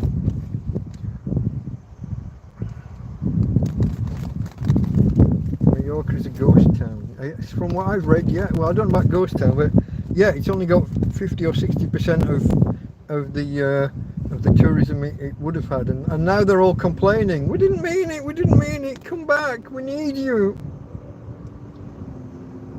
Mainstream media trying to blame the Anglos to stir up trouble. There has been that this year, because the trouble down in Torrevieja or whatever it was called, I don't actually know. I'd never heard of it until the news stories. They were trying to make out, the media was trying to make out at first that it was anti-tourism protests about, I mean, it's about foreigners, but not, you know what I mean, not European tourists. it's again, it was, wasn't it? There were 2 incidents. An old man got beat up by a gang, and there was grabbing girls. That's all I'm going to say. It's probably all I'm allowed to say on YouTube. But you'll be able to, if I draw 2 dots on a graph, you'll be able to make a line, yeah? As Torre Pacheco, I there you go. I'd never heard of it, but yeah. What was I saying? I was nowhere near, was I? And again, the police were against the natives, weren't they? Did you see them truncheoning the Spanish? Batoning, I guess is. We don't use the word truncheon anymore, folks. I don't know why. It's a lovely word. Difficult to spell. But I'm going to guess. Truncheon. Truncheon. I think. Baton, I guess, is easier to spell. Whoa, you fucker. It's trying to take it all over. Bushfire, only trouble. We shall come to bushfires shortly. In the week that we are discussing here on TrampCast 77, We've only done about 10 minutes. In fact, we haven't done anything about this week, have we? I've only done the numbers round so far. But yeah, bushfires coming to play. Lucky for some. Okay, 7-7, yeah. Okay, bleach, garlic, mint, pepper. I need context. Okay, how to keep rats and mice fully away. These suggestions about pungent plants and chemicals and essential oils and garlics and things, the science is very much unproven. Now, urine was a suggestion I received in an email way back, and I'll be honest, that seemed to work to some extent, but only. I don't know if it was the smell or if I was drowning the little bastards. If you're pouring 2 litres of it straight down the mouse hole and they're down there in a nest or whatever, is it the pungency? Is it the noxious emission that you're putting down there, or is it just water and you're drowning them? I don't know. I'm not really happy about killing them generally, but if everyone did shrooms there wouldn't be violence. Don't they say the same about marijuana, Mary Jane?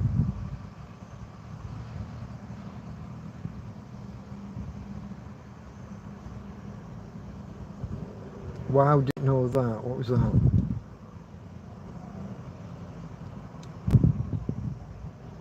Psilocybin Hispanic. Northern Spain's a lot more luscious, a lot more green, and yeah, you've got mountains and fields and green grass. Yeah, it's a very different. What's the word I'm looking for? Environment, biosphere, I guess. Good music is Ivan in Ireland. Ivor. No, hold on. Oh fuck, because there was you and there was someone else at the same time, and one of you had one name and one of you had the other. Oh, sorry mate, I can't remember which way round it is. Oh fuck. I haven't seen you in a while, I don't think. Let me pick one. I'm gonna go Ivan. If it'd been Ivor, I might have made an Ivor the Engine joke and something about Wales, even though you're in Ireland. And I didn't, so you must be Ivan. Correct me, and feel free to call me a dick. Sorry, mate.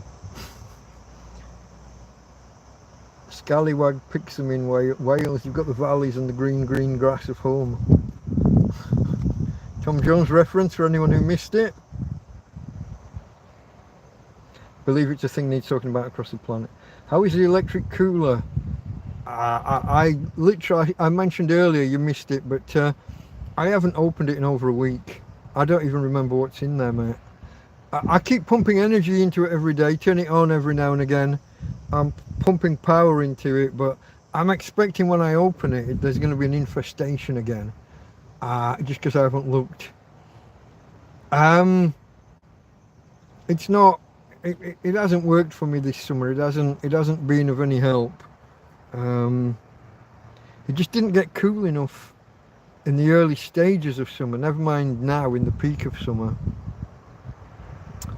I think I'm going to take my mate Karen's, well, I think it was a flippant remark rather than advice, but pump a jet wash through the mechanism, through the hidden section. There's an air inlet and an air outlet, and there's hidden electronics inside the lid. There's an area under the lid that I already cleaned once, but there's an area inside, and I think turn it off, don't use it for a few days, let any capacitors and things drain, diminish, do whatever, and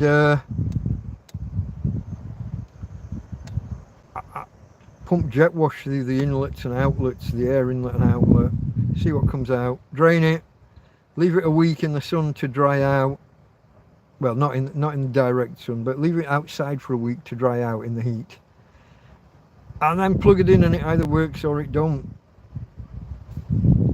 That's all I can think of at this stage. I could probably, after I get Tina's wheels, the next step might be to save up for a small fridge. Karen's looking for second-hand, like camping fridges or small fridges. I don't know if we can find something second-hand or that's been given away, then maybe. But if I can save up for the small, I don't mean one of these, not one of these joke ones that will take like 6 cans of cola or whatever. It has to be a proper cubic, good size, but not too much of a power drain. There's a question about how many hours I can run it for per day, but if I can keep it in the shade most of the time and not inside the tent where it bakes like an oven, keep the cooling elements outside, and just run it for an hour before the sun comes up, so it's maximum cooling and cool air. Run it once or twice through the day while it's warm, but there's lots of electricity on hand, and then once on an evening or night. It doesn't have to run all the time. And if it's got an ice compartment, if it's got that, you know, a small fridge generally has that tiny compartment that you can put about 3 cans of cola or whatever in. Get that. Is what I'm thinking. I don't know. Pumping water through the cooler might kill it, but I don't see that as any harm at this point.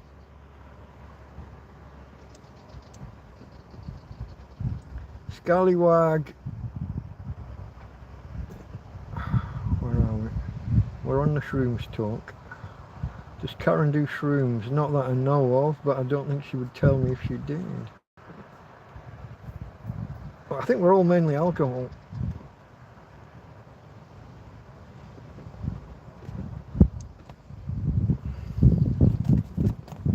Scallywag is now strictly shrooms. You like Spain, but you're aware when you're there. What? Because what? The police and things, or different laws? You're allowed like pot plants and things now. I don't mean a cactus. I mean pot. Marijuana plants. You're allowed so many per person.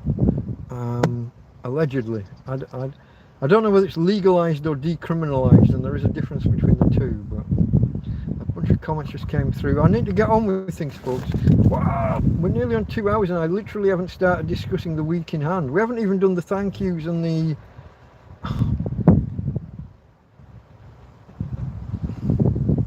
If you keep me here too long, I won't even have time to go at the shop and buy booze before I do the TrampCast hangout later. What will I do doing a TrampCast without... I'm gonna jib out of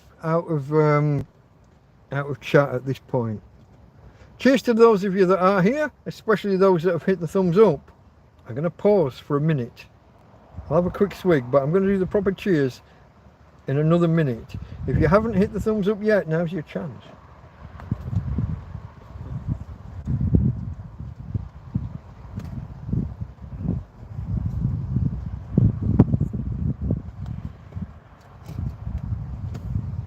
Each to their own on the herbaceous substances or mycelial substances.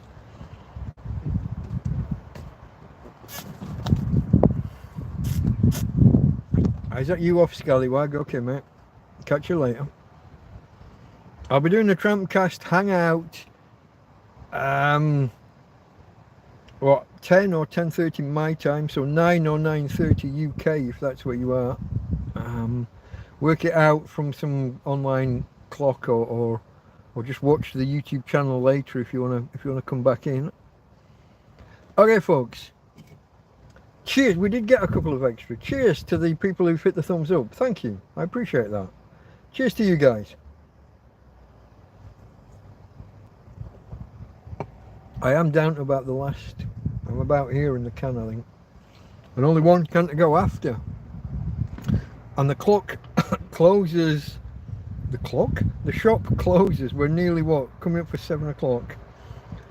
The shop closes in 2.5 hours, so we better get this thing sorted. Okay, folks, we have done the numbers.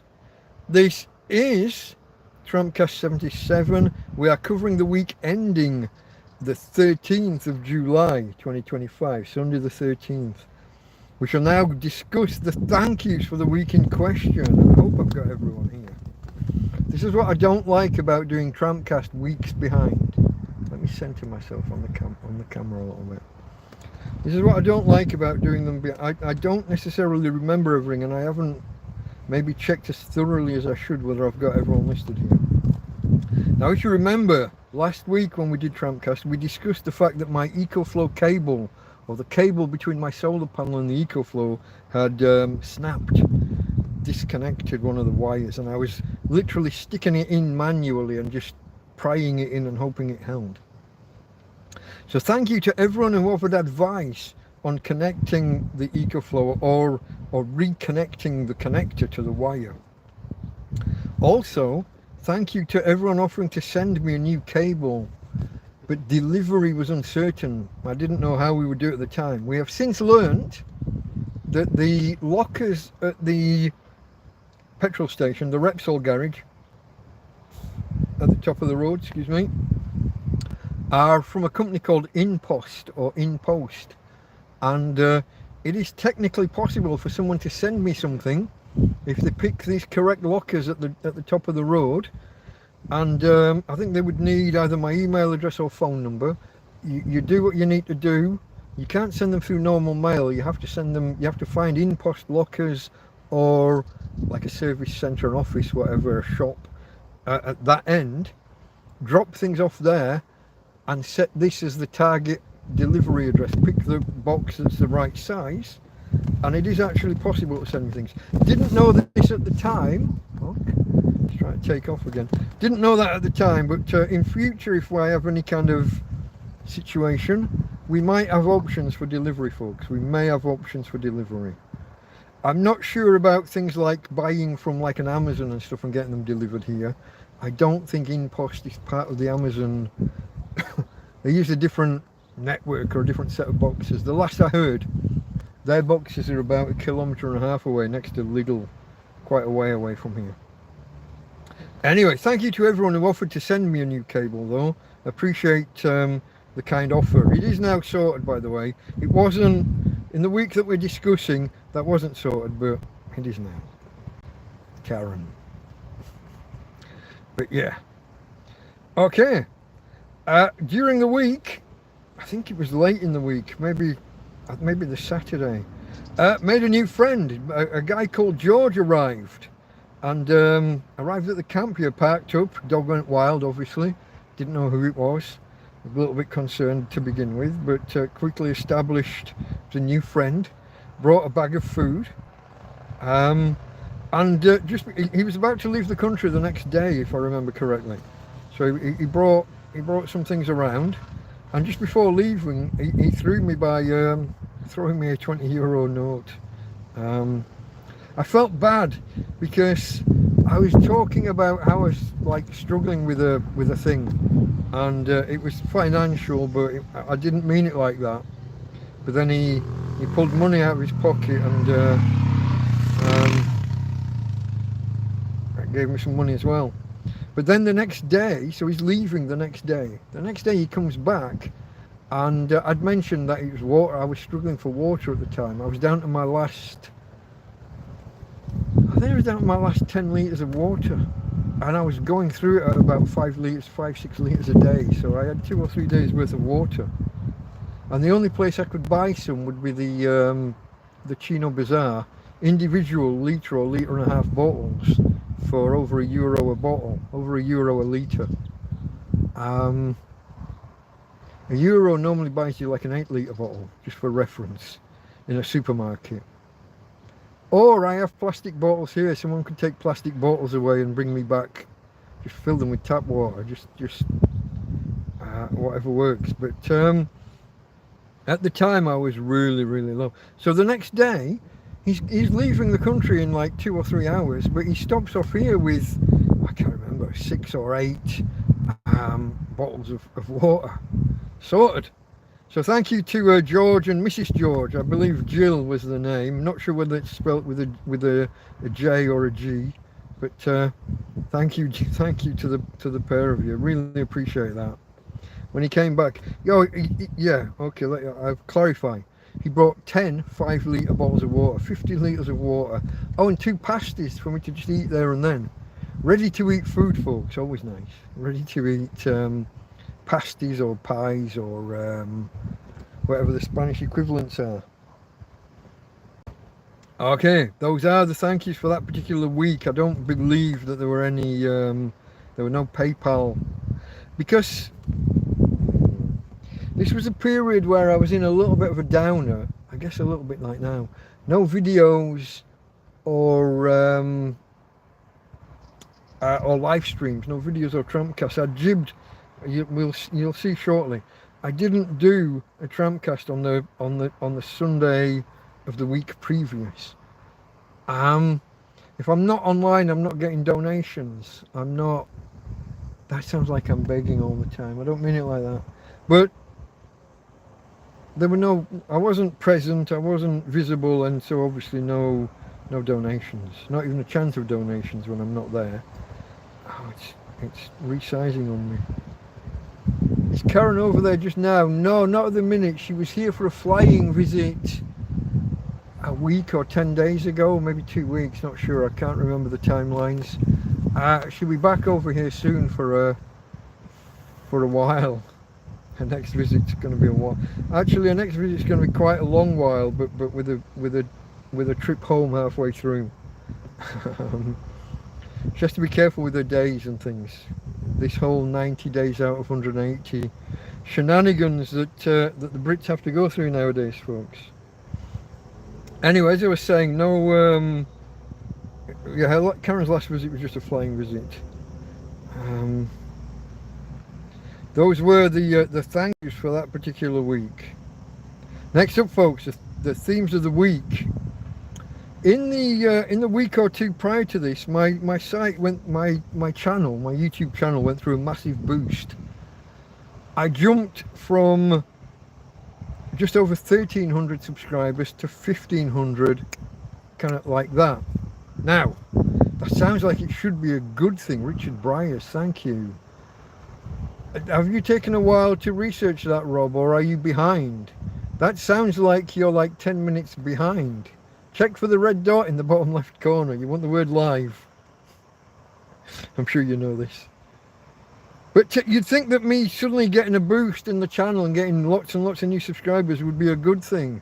It actually caused me a lot of stress. Because with new subscribers and a lot of new visitors, there's a lot of questions. And not everybody's polite or nice. There's a lot of, why don't you just go back to England? It's like, oh wow, I've been homeless for 3 years. I never fucking thought of that. Aren't I the dumb shit? Oh, did you answer me earlier? Sorry, mate. Yeah, I've got this thing still where it's jumping about, but I also wanted to press on. But Richard Bryars, it was indeed. Because he was the voice, the narrator on Rhubarb and Custard as well, wasn't he? And probably many other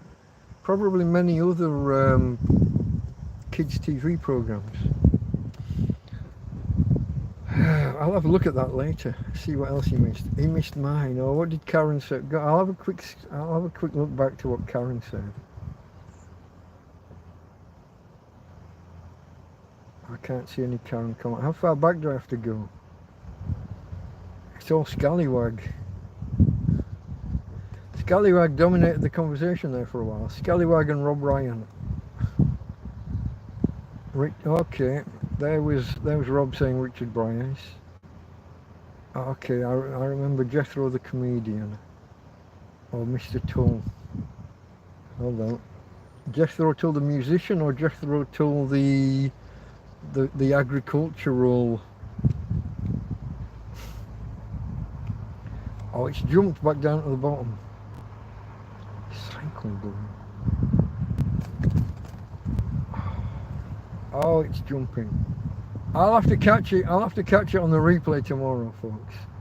Yeah, they cycled and it's jumping. It's jumped back down at the bottom. Oh, it was the same. You said Richard Bryars as well. Okay, folks. Going well, this, isn't it?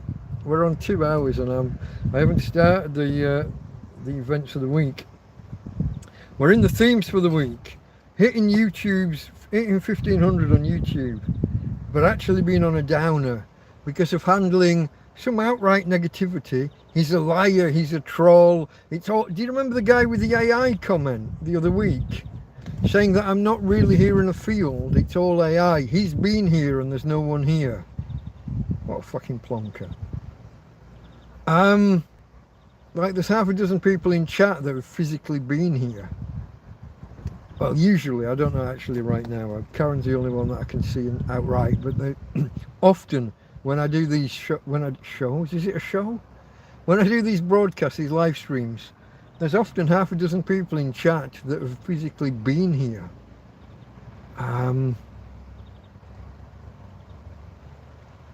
Tell the police that I'm not here and it's all a dream.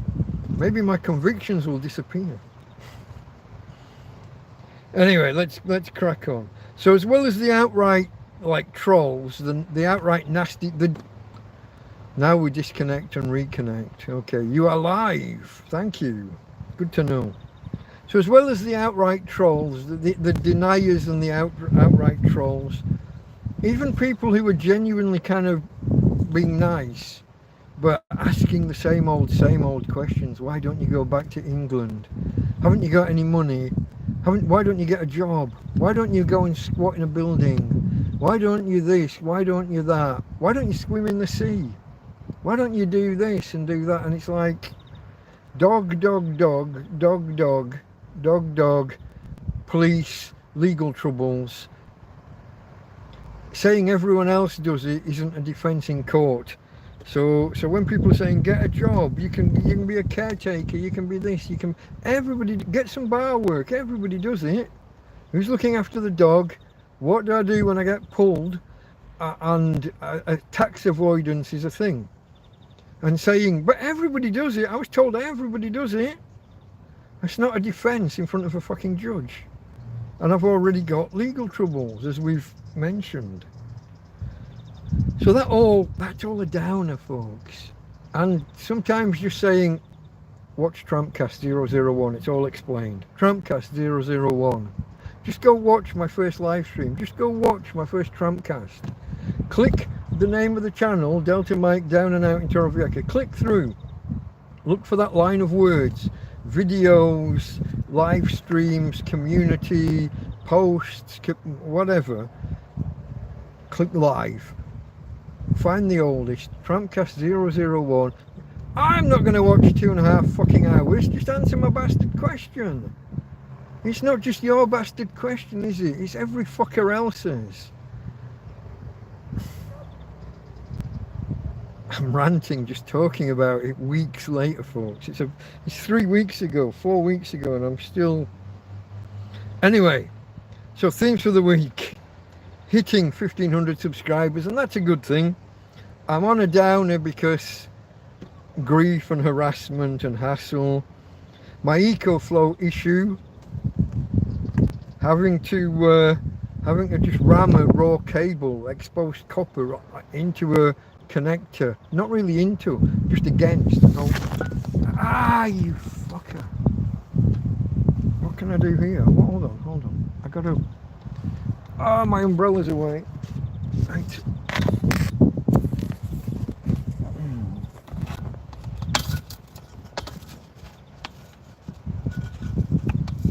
The brick's not heavy enough. It needs to go something like that. Like that, but not that. But now it's not. I'm not in the shade.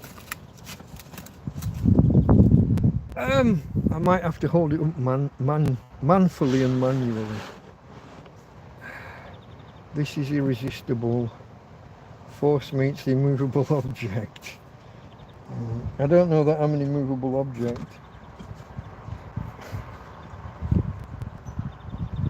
Irresistible force, immovable object. Yeah. The brick isn't immovable. Have I got? I've got another brick over there, but that's like a proper house brick. These hollow fucking air brick things are... I don't know if this is just a Spanish brick thing or if it's a modern brick thing, but it's not fun. I'm going to have to just hold it manually and manfully. I could maybe... If I can twist... Oh, if I can twist the chair a bit that way, I can use the back of the...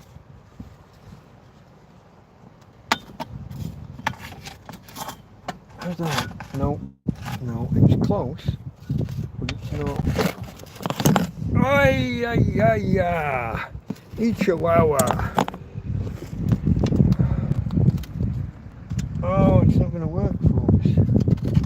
That's close, but no. See what I can get to just dig into the ground. No, the ground's solid fucking rock. There is no real digging into the ground. That was close for about 3 seconds. That might help me to hold it up. I am now partially in the sun, can't see the screen properly, and now I've got to log into the tablet again.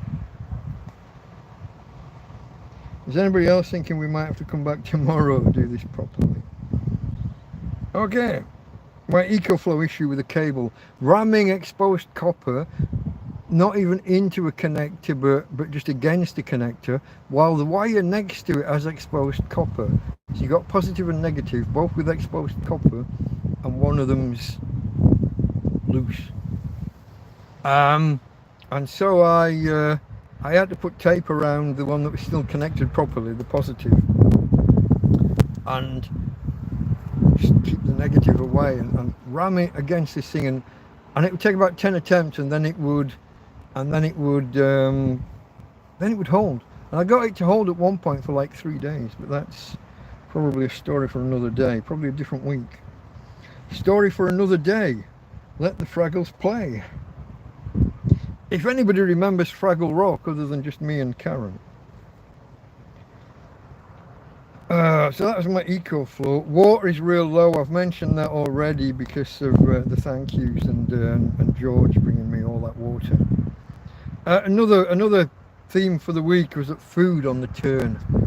When you're sitting in a tent and you can smell something somewhere going off in your tent, but you can't find it. It's not pleasant. And when it's something like potatoes that are really vile, really nasty. Joanne remembers Fraggle Rock.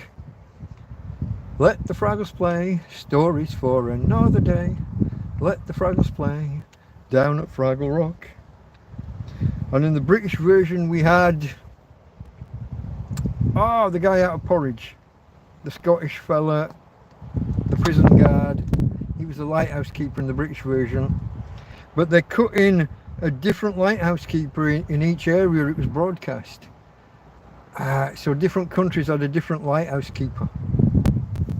Fulton Mackay. There you go. I got it in the end. Okay, so food going bad in the heat, and one day is not so much a theme, but just an event in the week. I woke up one morning. I've been lying in bed, and my nostrils are flaring, and there's kind of a nice smell to begin with. It's like someone's cooking, and it's like, oh, that's. But then it gets a bit. Oh, a neighbour must be burning. They're doing a breakfast or a barbecue, and then you're asleep, but you're thinking, hold on, I haven't got any neighbours. Up and out of bed, 6:30 in the morning, running around the tent looking for what's on fire. Thick, acrid smoke, and you're looking all around the tent. Oh, it's gone. And you can't find anything in the tent. You're thinking it's like the EcoFlow and this wire and stuff, but The sun's not up, so there's no electricity in that cable. You're looking at it and you can't work it out. So you step outside the tent, and outside is like fog or mist, but obviously smoke. Hey babe, what are you doing? Where are you going? You alright? She's moving awkwardly. I hope she doesn't need toileting. We did just do a quick walk before we went live, but she looks a little bit uncomfortable with her bum shuffling. I need a heavier brick, folks. Remind me next week. Heavier brick. I would turn the camera on her, but there's a chair between me and her. She's moved off to the side and she's under a bush in the shade. And I would need a third hand.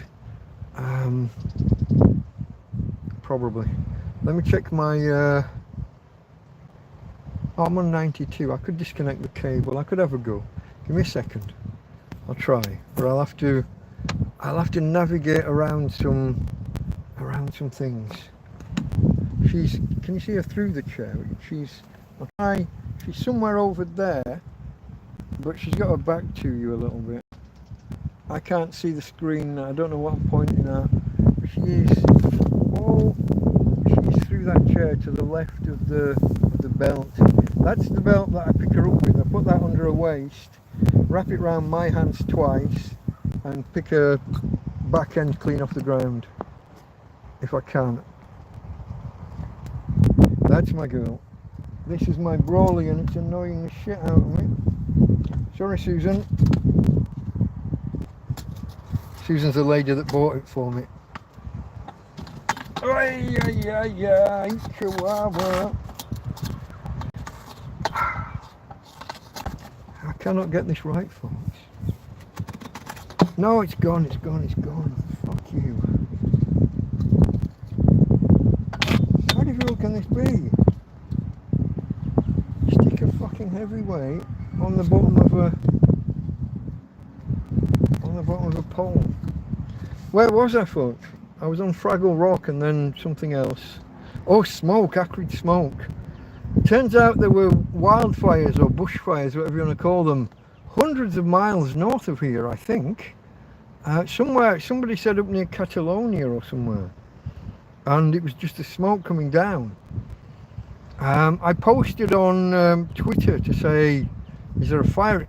I thought with so much smoke in town, I thought I'd be hearing sirens, fire engines, and the police and Guardia Civil always like to turn up to these events, even though they're of no fucking use to anybody. They like to arrive on scene and think that they're in charge. I watched one Christmas Eve. I was on top of the cliffs and someone was walking their dogs in the dark. Me and Tina were on a walk and just sat on the benches on the cliff tops, and somebody else's dog had gone too close to the edge and gone over. Lots of whimpering and howling.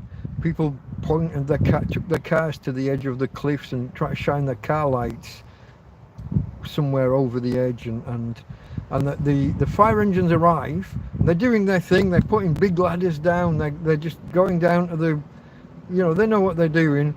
But then the Polizia Local arrive and start to command the scene. And then Guardia Civil arrive and, oh, we're more senior than you. We're taking over. They added nothing to the event, to the rescue and what have you. Just funny to watch the amount of them that arrive, and they end up just standing around talking to each other at the end, don't they? The firemen are like busy doing their shit, and they treat like rescuing a dog. It's like a practice run for rescuing a person. You've got the full turnout, except you don't get an ambulance at the end because it's just a dog. Just a dog. They hand the dog to the owners, and the owners have to take it to a vet or an animal hospital or something. But you get the full event. But the police are just in the way, and at the end, everyone else goes, and the police just hang around for that extra half an hour, just nattering with each other. What fucking... You'll see the same with like a car crash or something in the UK. You'll end up with 20 cops just stood around nattering like for an hour after everything's been moved away. It's just we're here now. We might as well just burn a bit of time. It's all paid for by the taxpayer. So fuck it. Let's just natter. Let's just talk. Do I sound cynical? Yeah, you saw her. Okay, that's good. Let me. I'm waving my hand around in front of the camera. Sorry, folks. Keystone Cops. Indeed. Now, can I let go of that? Can I risk letting go of that just for a second? We still haven't got started properly. We're only on themes for I think that was the end of the themes, folks. Acrid smoke and ice stinging with the fire here in the morning, yeah. Like I said, it turns out it was a forest fire, wildfire, bushfire, whatever you want to call it. But apparently hundreds of miles away. Very, very much north of here. Those were, folks, this is TrampCast episode 77. We're discussing the events of the week ending Sunday the 13th of July 2025. And those were the themes for the week. In a moment, we shall begin the actual events of the week. We are 2 hours and 11 minutes in, and we haven't started discussing the events of the week, folks. What are we doing? How does this guy natter on for so long? Like talking about the cops being time wasters, just chuntering on. Okay, quick. I'll take my hand off the brolly for half a second. Oh, fly. Did you see the fly on my ear?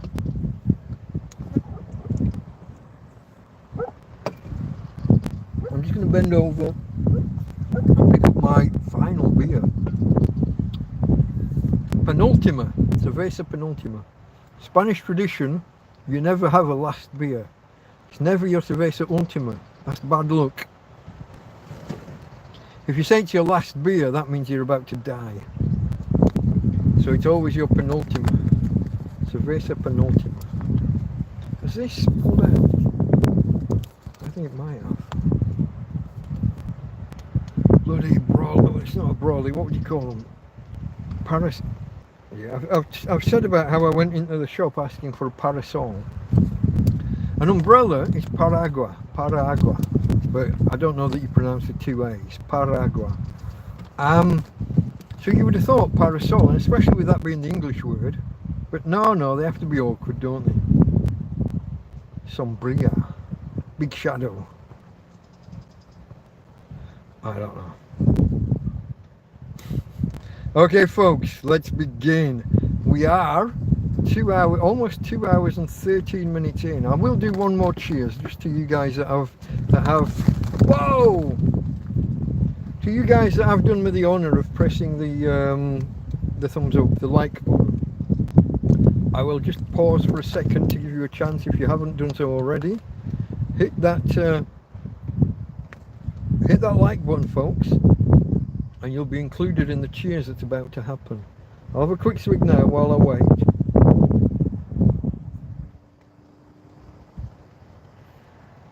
Did that number just go backwards? Did one of you just hit the button not remembering that you'd already hit it? I think that might have happened. Or maybe I've bored someone and they've unliked. That happens. Okay. Okay, folks. Cheers to those of you that have hit the like button. Thank you.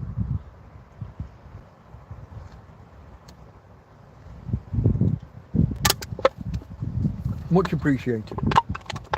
Again, I can't reach the bin from here, so I do have to just position it over there. I will just open this one in readiness because dry throat, folks, dry throat. I am talking a lot, as you might have noticed. Okay, then we will begin. 1919. No, 19. Okay, we begin, as we often do, with Sunday after TrampCast, except on July the 6th, which would have been the beginning of the week in question. Would it? Or the 5th? It'd be 8 days before. Would it be 8 days before or 7? Sunday to Sunday?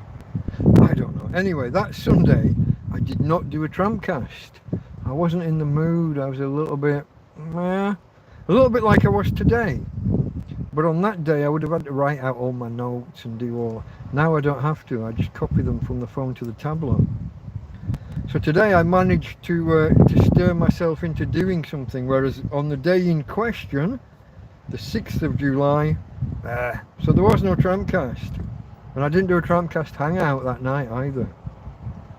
I do try to be a little bit, the Friday and the Sunday TrampCast hangouts, I'm trying to make a thing. I'm trying to do them regularly.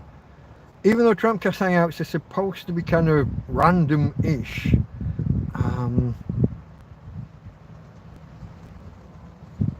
no, Joanne, there's no recycling of cans and bottles in shops and getting a deposit back.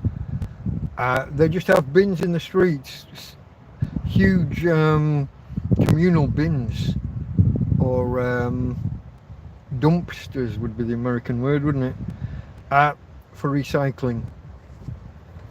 To the extent that people use them, I'm not sure, because not every set of bins has every type of bin. So sometimes you have to go to one spot to recycle one thing and 2 blocks away to recycle others. And I'm certainly not. If it's not on my doorstep, I'm not doing it. And I think most people are the same. You do see people driving in their cars to take all the different types of refuse to the different bins. But that seems counterproductive. If you have to turn on a petrol engine to go and recycle a few aluminium cans, you're probably a net loss to the environment. Anyway folks, so the Sunday I didn't do either. I didn't do the TrampCast normal, I didn't do TrampCast hangout. Into Monday, 9:10. Too hot already, 9:10. So I put the fan on. By 10:10, this is one of those days. Some mornings, the day's just dragging. You've been like say you wake at 6 in the morning and you're just waiting like for the sun to come up and to start getting some power for the EcoFlow, start powering up tablets and phones, get the Christmas tree lights. I've got 3 sets of, well, the garden solar powered lights, but get those out and you want to get these things underway. And it's 6 o'clock, and an hour passes and you look and it's still 6:10, and in another hour it's 6:20. You know what I mean? You sat there and sat there and sat there, and time just isn't moving. It's a real time dilation problem. It's weird, and this was just one of those days where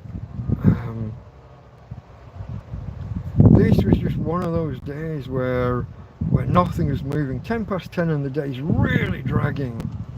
And I just want to sleep all day. I'm drowsy, I've not slept well, I'm hot, I'm wet through with sweat. Wet through. And it's 10:10. We got the rest of the day to go. We're in July. And flies. Fuck. We're in a field and sometimes there's just loads of them.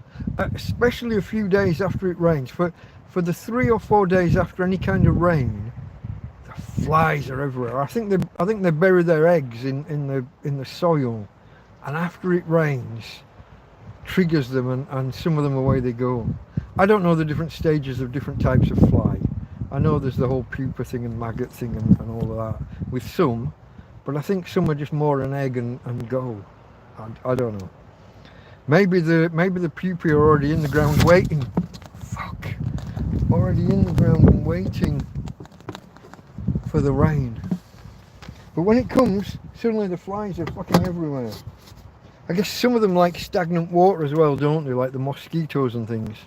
That's a big thing. So if puddles sit by the road, sometimes you get that.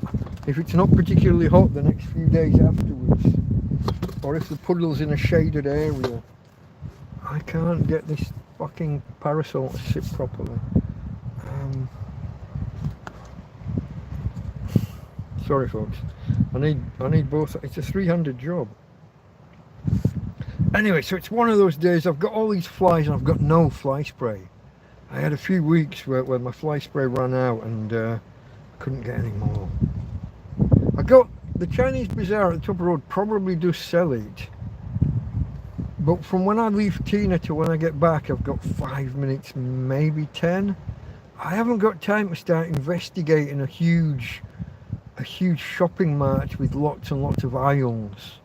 Some things I know where they are already, like the poo bags for the dog. I can go not quite straight to, but nearby. Pens, I know where to get a set of pens if those run out. But mainly, I just go at the same 2 or 3 spots for everything I need. I have to get there, usually when I'm taking the bins, taking the rubbish away, up the field without Tina knowing, otherwise she'll bark once a second every second. I have to get to the top of the field, put the rubbish in the bin, carry on another 50 yards, whatever it is, to the shop, get what I want, get in the queue. Sometimes there's a bloody queue. And some people will have like a shopping trolley full of €3 for this, €2 for that, €1 for the... Oh, it's not scanning properly. Oh, do you want to go back and get a different one with a barcode that works? Oh, fuck. I've got maximum 10 minutes before she's going to go wild and rip the camper apart looking for me. So walking up and down aisles that are unfamiliar to me, looking for things in a shop, not easy. Anyway, where was I? That was the day. Lots of flies, no fly spray. The door that she's broke, the door that she's ripped this week, not the week we're talking about, but this actual week, that's the one that's a mosquito net. Anyway, later in the day, my mate Joby that used to live across the field here phoned me to let me know he'd bought a new phone. If you remember, I said I'd lent him some money. He was in need, and I lent him some on the Friday of the week before. I was a little concerned when I didn't hear on Saturday or Sunday. I was expecting that he would have gone out and bought a phone in the first couple of days, because I'd given him the money to get like the cheapest phone you could get, probably 70, 80, 90 euros. So I gave him enough to cover that. But finally on the Monday I heard from him, and he had got himself a phone and a SIM card, and because someone stole his. I couldn't leave the guy entirely without. So yeah. So like I wrote in my notes here, I'm glad he's up and running. 2100, that's 9. For those of you that can't subtract 12 from 21 to get 9, military time. 9 PM, folks. I'll have a dig at the Yanks. Military time. 2100 hours, or just before, I hit 1500 subscribers on YouTube. Woohoo! Thank you to everybody. It comes with some downsides, like I said before about trolls. If you were here, well, I think my last 4 live streams, including TrampCast Proper and TrampCast Hangouts, the last 4, have all had someone coming in saying, "Ooh, when did you last wash? Ooh, I can smell you through the camera. Ooh, I bet you've got terrible ball cheese." Whatever. I just ban them now. I used to be like a free speech advocate, and I am as far as the government goes. But this is my fucking channel. Take the piss, you're gone. And yeah, but thank you to the legitimate subscribers, the real ones, the ones that aren't here to take the piss, especially the ones who support me and help me. Just being here, hitting the thumbs up, hitting subscribe, sharing it out there is always a good one, especially if you've got a YouTube channel of your own. Even if I'm not in line with the topic of your channel, just to say, hey, there's this bloke here obviously going through a tough patch. Maybe give them a view and consider subscribing. Don't tell them to subscribe, but ask them to come here, watch a few videos, and consider it. I've had a few fairly big channels do that. Scottish couple in Spain, I've done a couple of interviews. My friend Tez from Very Nearly Interesting. Great channel, folks. You'll find a link in the description. Friends of the channel are generally linked in the description. I do need to add Scottish couple in Spain back.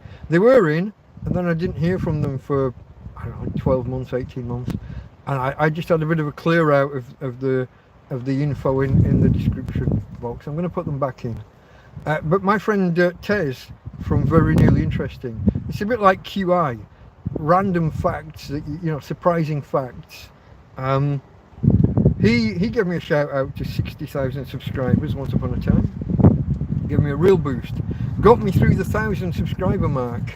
I was somewhere in the low 900s, and like 3 days later I'm on 1,100 or something, yeah, that was good. But thank you to each and every one of you that have joined me on this ride, and it has been a ride. It has its ups and downs. It's a bit of a roller coaster at times. Okay, so we hit that milestone, and then life moves on. Suddenly, that Monday night, strong winds out of nowhere, not in the weather forecast, nothing. Possibly coinciding with the turn of the tide.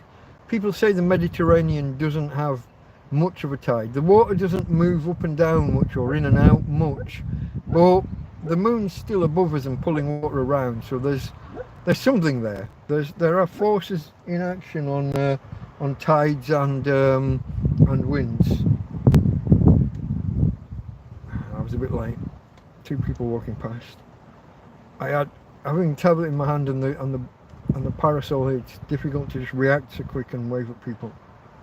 But yeah, suddenly strong winds, which are going to batter the tent a little bit. Tuesday morning, folks, that was Monday night into Tuesday morning.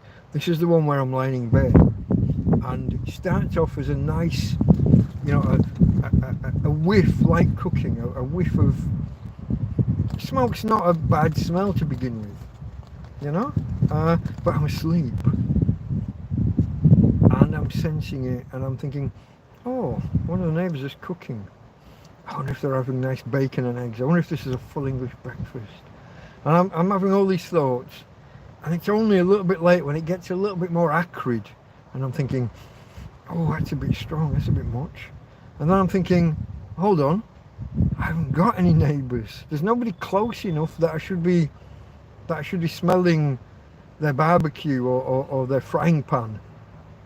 And that's when I jump up with a start running around. Literally, my notes here: ran around tent checking my electrics, and can't find anything. And I'm really concerned. And I come out of this door and look in the field. The sun is just coming up on the horizon, and it's got a weird hazy red. It's quite a red sun, redder than you would expect, and that'll be the particles in the air.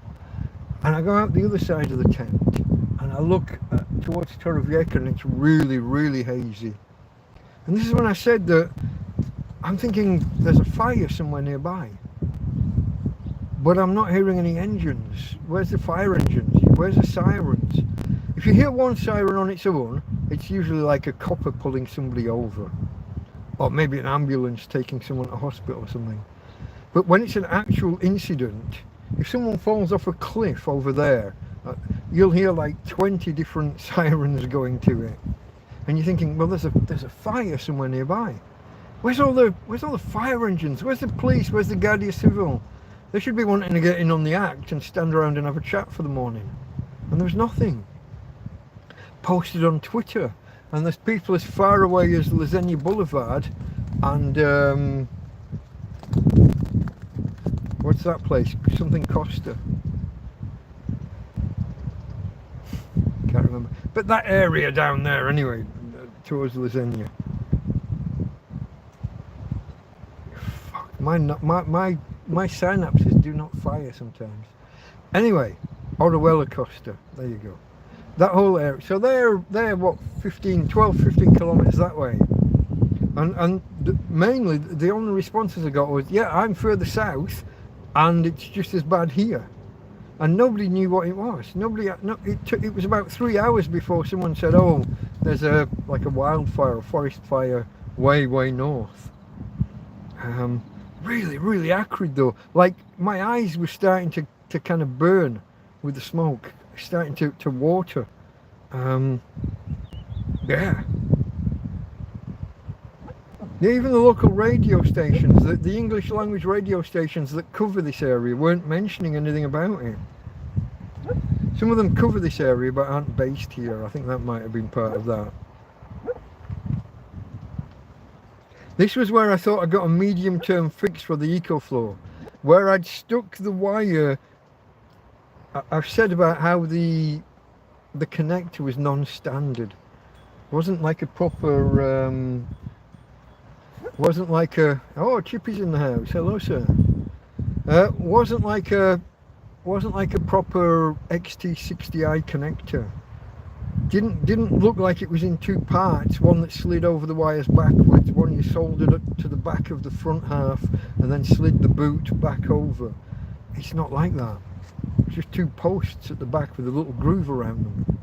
But I'd managed to ram one of the wires in and it held actually for about 3 days in the end. So I thought I'd got a I knew it wasn't a permanent fix, but it wasn't going to fall apart like instantly. So yeah, whoa, this parasol's still trying to get away from me, folks, and if it does get away from me, it'll blow into the tent and do damage, so there's a bit of a risk here. So yeah, there's the bit where I said about I'd put tape around the one cable that was still connected, one cable that was connected but had a bit of grin. The copper was grinning on the positive. The negative was the one that had disconnected and I didn't want them touching. So I'd put tape around the grinning copper, the visible copper on the positive. But I'd rammed the other one in to this little groove around the post that the cable had previously been soldered to. Looks like a really cheap ass cable. When people send me advice about how to fix, how to solder and what to do, none of the videos and the advice they gave matched this connector that I had. Cheap shit, but expensive. We paid over the odds. We paid double what we should have paid for this cable, and it was cheap shit. There's a lesson there. Just because you pay more doesn't mean that you're getting better quality. Sometimes when you pay more, you're just paying more. Tina girl, Tina, quiet, quiet, quiet, quiet. Shh. Quiet, quiet. Tina, quiet, quiet. Good girl. Tina's a good girl. Hey! Tina's a good girl. Okay, today she's not. Okay, folks, where was I?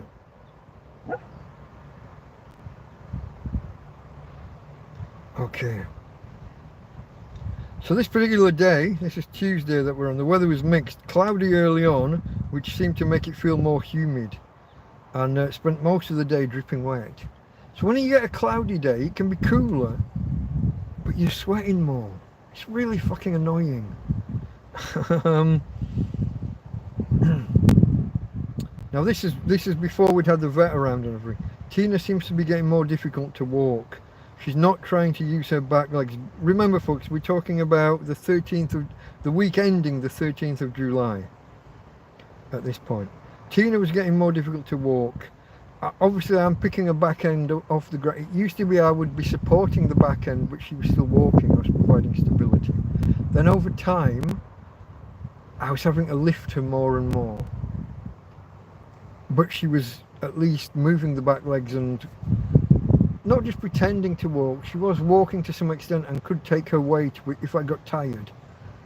But over time, she's doing less and less. The back legs are not moving, and I'm having to pick her higher and higher off the ground so her legs are not just dragging, toes down, toes curled under.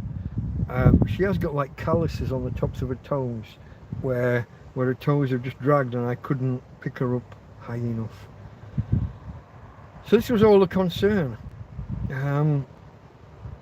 And she's wanting to walk further and further away. She's looking for grass to chew on, but all of the grass here is horrible, dry, hard, really kind of cellulose, deep green, but strawy or whatever. So she wants to just keep walking till she can find some, but there is none here. It's all dry and brown and horrible. Tina, enough.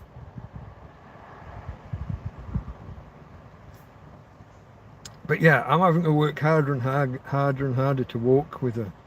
And as I'm picking her higher off the ground, there's less, if you shorten vertically, there's less of on the diagonal. She can't walk in front of me as much. And so we're having to walk through narrow paths with prickly bushes.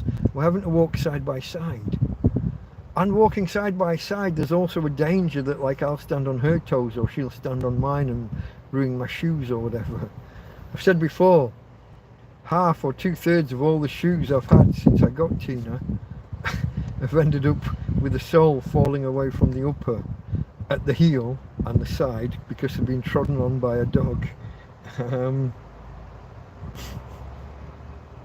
I love her, but sometimes.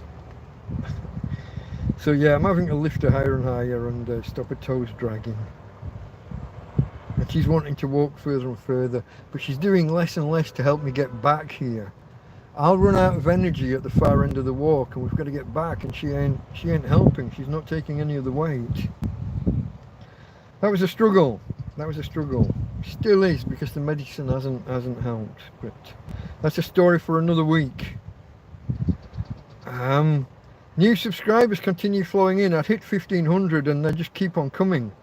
It's at a slightly slower rate, but we'd had the boost from the Spanish couple in Spain, which had been and gone, and then we seem to get another boost, and I'm not quite sure why.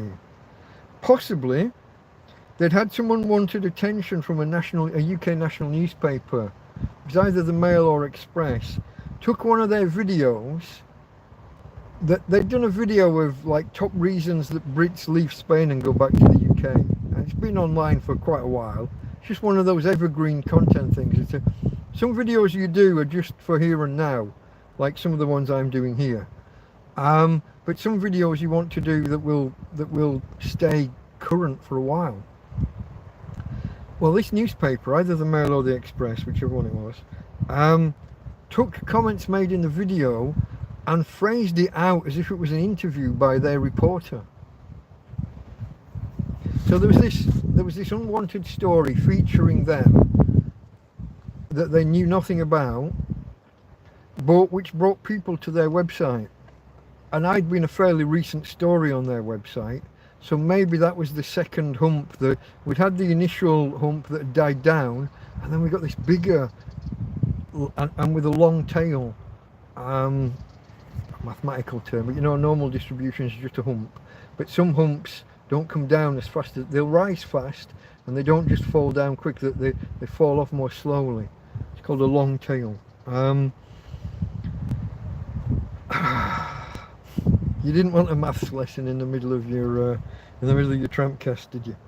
But you got one anyway. So it's possibly that, and because after you finish watching one video on their site, it's going to show another recent video. Possibly I got some attention there. Anyway, that's possibly why we carry on getting some attention and more subscribers, and more trolls and more awkward questions and more repeating the same old. Can't the embassy help? Can't you get out? Why don't you come to England? Why don't you blah blah blah blah blah. Finish the day with the EcoFlow on 85%, because that wire, it wasn't when it permanently attached. It had stayed attached all day, but that wire came dislodged towards the end of the day, and I'd not noticed, so we didn't get a full charge that day. Must be the next day to attach fairly permanently. But 85% was near enough. I wasn't going to bother unhooking everything and moving the panel. 85 was good enough. Now this is where I cooked one of my famous pseudo meal ready to eat thing. It's not quite a meal ready to eat, but the Americans, I think, have a term struggle meal. Quick and easy. Like I discussed it earlier, I think, because I'd had similar this morning. Get a dry soup, a packet soup. Take some rice and maybe something else. If you've got lentils or something, some of those as well. Throw them in the pan, boil it all up. 20 minutes. You've got a pan full of rice, or rice and lentils, that's soup flavoured. The soup's more or less all gone, been absorbed by the lentils and the rice, but it's a lovely meal, quick, easy, even though it takes like 15 or 20 minutes, you don't have to have the flame on for all that time. You put the flame on for the first 10 minutes, get the water boiling, turn it off, it sits there in the heat, in the hot water, does its thing, and then 15 minutes in, you take the lid off and look, and maybe it's not quite ready, and you put the heat on again. Maybe it needs a bit more liquid if it's absorbed it all, but another 5 minutes with heat and you're done. 15-20 minutes and you've got a pan full, not just a normal bowl full or whatever. You've got a pan full of delicious food. That's my kind of struggle meal. That's when I can't be bothered. I'm cooking up a bolognese for an hour or two. You know what I mean? When you can't be bothered with any of that, this is just the quick and easy thing that you do. Oh, itchy nose again. Must be some pollen or something around here. I also had my first coffee in days. It's a bit like the other day here. I did the same. I'd done a few days without, and then I had some. Was it Friday night during the TrampCast hangout? I think it was. I had some coffee. But while I was boiling this, while I was doing the meal and the coffee, before I took the water to make coffee, I boiled 6 eggs while I was there. Oh, I tried to boil 6 eggs. One floated, had to be thrown away. Yeah. It might not have been fully off. It was. I didn't have a lot of water in the pan, so was it just off the bottom or was it on the top? You can't always tell if you haven't got enough water. But I boiled eggs in the water, and then I used the water to make my coffee, which is fine as long as the egg doesn't split. If you get that stringy white from a shell splitting, it's not as great. But I had good food for that day and the next. I ate about 2/3 of the pan of rice, soupy rice, that night. Well, there and then, and I had the rest is like a midnight snack. And then in the morning I had boiled eggs already done. Oh, okay. The one that was hovering a little, I cooked anyway. I marked it, but I cooked it anyway. I figured I'd check in the morning whether it was.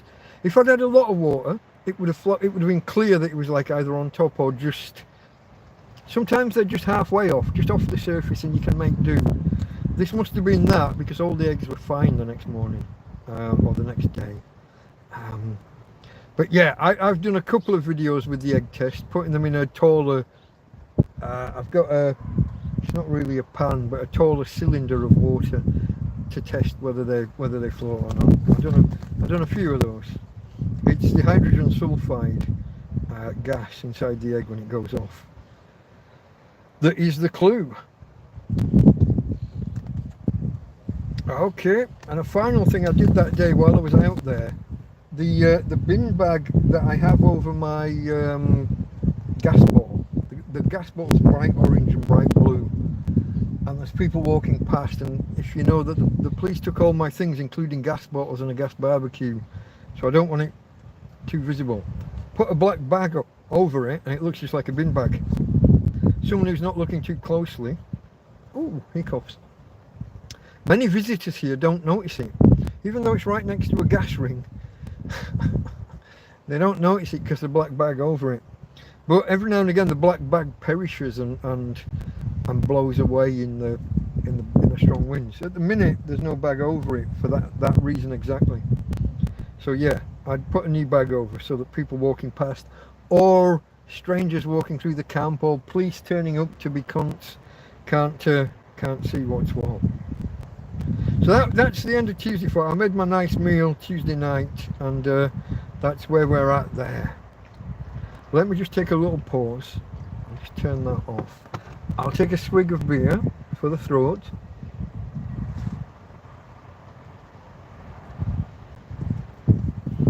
That was more than a swig, that was a big gulp. And I'll have a quick catch up with chat. I see Chippy. Martin the chipmunk is busy in chat. Floating means old, not necessarily off. The water evaporates through the shell. This is possible, yeah. It is, what's the word? Permeable. The shell is permeable. To preserve them, you can keep them in like sawdust or salt, and they'll keep for months longer, months extra.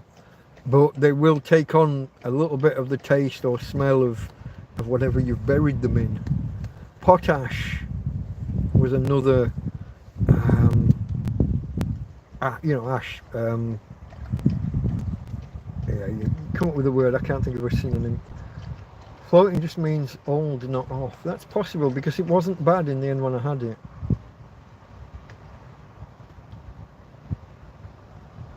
Joanne's internet was lagging.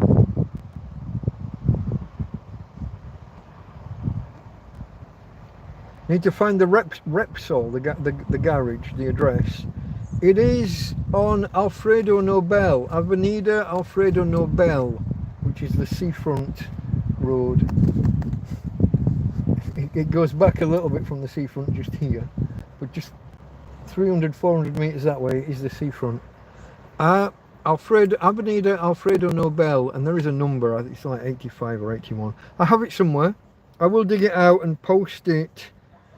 Or maybe I'll add it to the to the description blocks. Basically, the descriptions for the videos, I have 3 standard texts.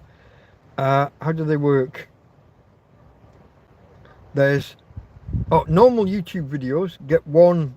I copy and paste one file across, and then put an intro paragraph about the specific video, obviously, and some keywords. That's the standard YouTube videos, video on demand videos. There's a standard TrampCast file, and there's a TrampCast Hangouts file. So any changes I make sometimes have to be made in 3 different places, but that's just because there's 3 different files. Just for ease. Some things are different, some blocks are different. But yeah, I will add that there. I probably should add not the vet, but the animal charity link as a standard block as well for the next month or 2 to try and get them their money back, so that they can not just help Tina if she needs further help, but so they can help other people and other animals. So we'll try and get that sorted. I will edit those. I have to be careful because now I have copies of them on the phone and on the tablet.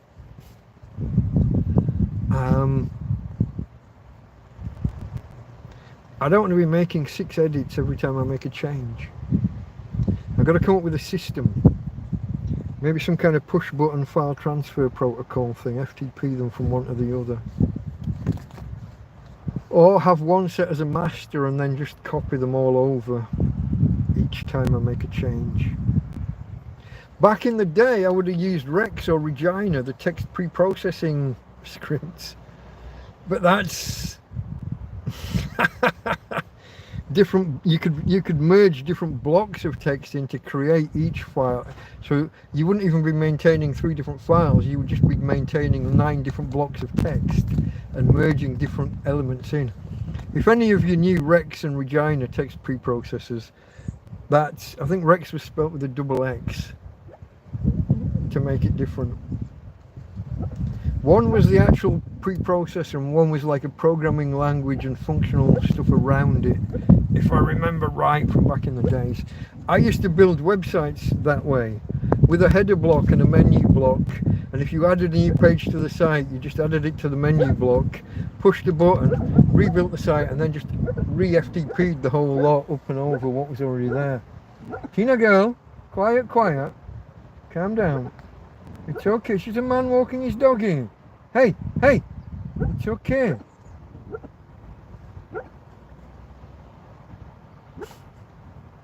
I'll show you her again. For anyone who's arrived late and hasn't seen her ladyship, there she is. I'll zoom in a little bit. Tina girl, we can't see your head properly. Tina! Stop it now, darling, there's nobody there. They're miles away, they've gone. Shush. Quiet, quiet. Aye. Okay, I'm back. back to the guy who thinks he's the star of the show incorrectly. We all know it's Tina, really. Or is it the parasol today? The parasol might be the star of the show. Let me get back to chat. Am I working backwards? I think I'm working backwards. Oh no, it's jumped, so I'm back to Keystone Cops. Okay, I'm back at a place I know. Recycle cans, okay. Do you need to find the... Okay, that's Repsol, R-E-P-S-O-L. It's a chain of petrol stations, garages, gas stations for you guys that are North Americaners.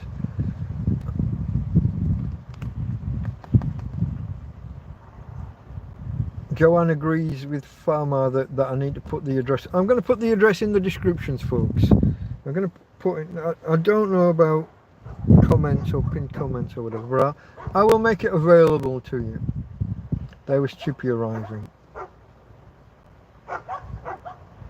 Could be so rare they could charge what they want. The XTI 60 cable is that. XT60i cable.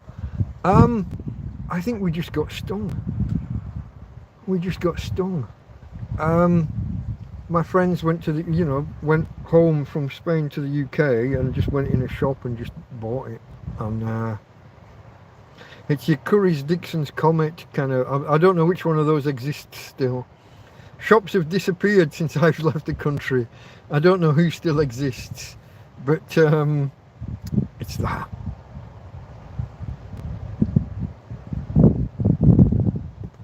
But so low quality on the connector, on the soldering, and just on this.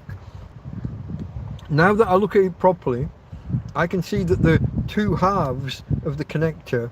So you know your electric chippy. You have what's called the boot, don't you? That you slide over the two wires backwards. Then you solder to the back of the front half, and then the boot should come forward and click and seal onto the front half, and it provides a stress gauge and security cover over the actual solder. That would be a normal connector. This is just one block of plastic badly painted to make it look like there's a front half and a back half, and the two posts at the back have a groove around them, and the wire's just soldered onto that post at the back. It's a real shit show now that I look at it. I didn't know what I was looking at. I didn't know better. I wasn't the one buying it. All of these mitigations.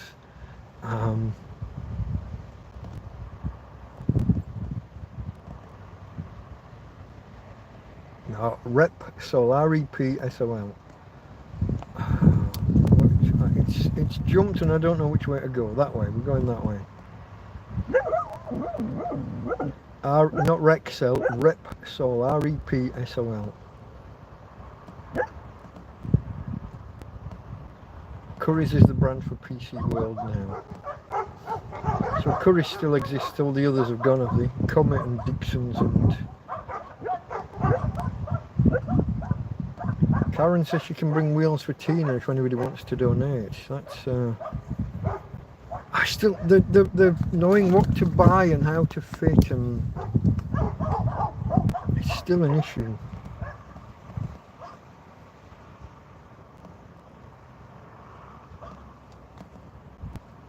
The boot should be a solid plastic with a softer plastic strain relief if professional made. Yeah. If I take a photo of what the old cable was made of, yeah, you can see where they've painted, and it's got a wobbly line between the black and the orange. It's not even a fucking straight line. It's not like a black piece of plastic and an orange piece of plastic pushed. And that was bought in a proper fucking UK high street retailer. They probably do a better job in the fucking Chino Bazaar at the top of the road here.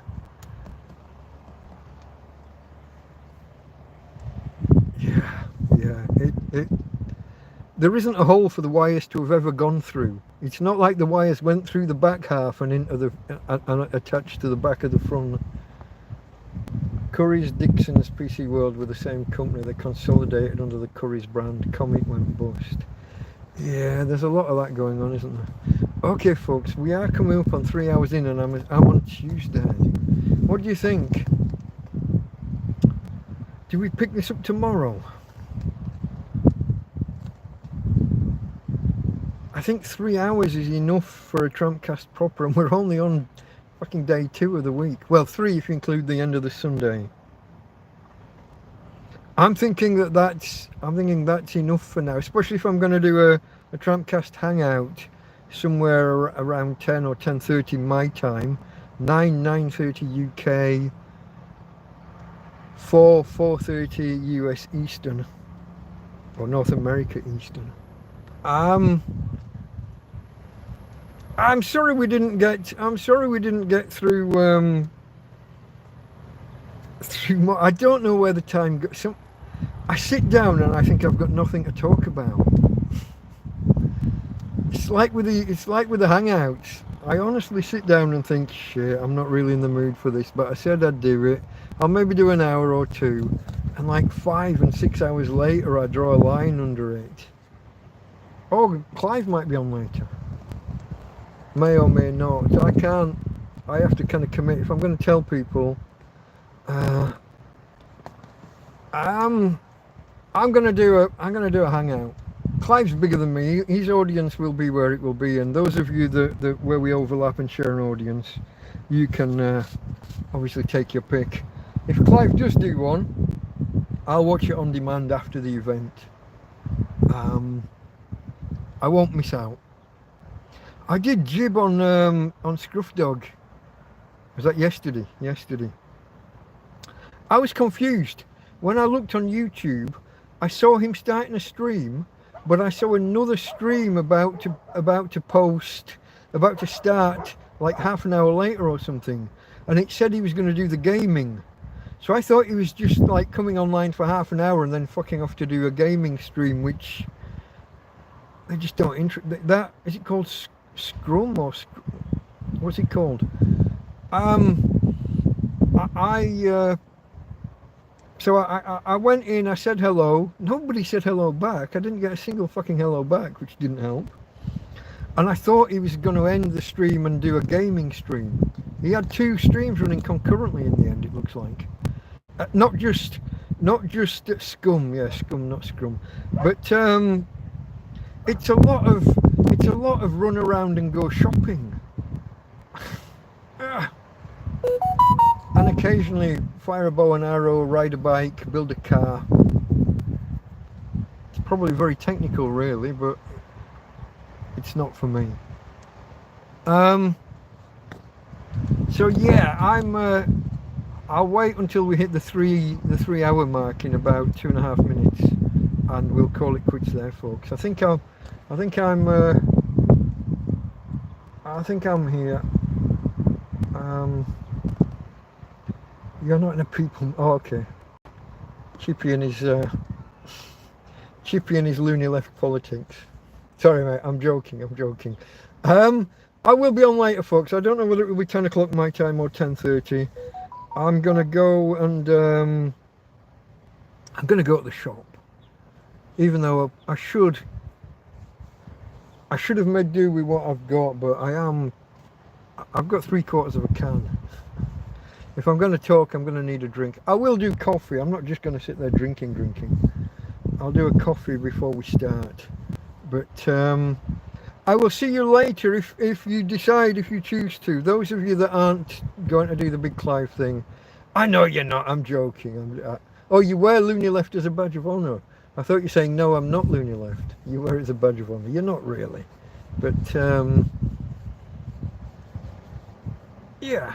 We agree on 99.9% of things as far as I can tell from our general conversations. I'm a little bit more right, not necessarily right wing, but I'm right of you, I would say. I still think in general I'm left of centre on most issues, but scenes and means of seduction. How did I get the crown? Just by being there. Okay, folks, we've got 1 minute to go.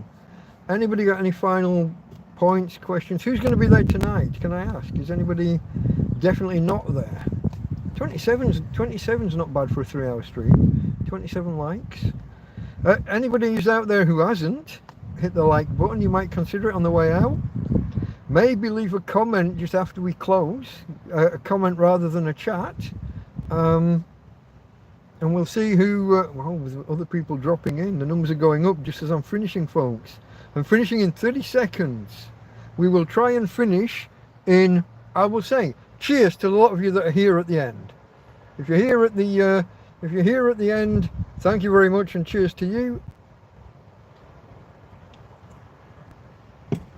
And in the tradition of the channel, I will say goodbye from Tina. So from Tina and from me, Delta Mike, out.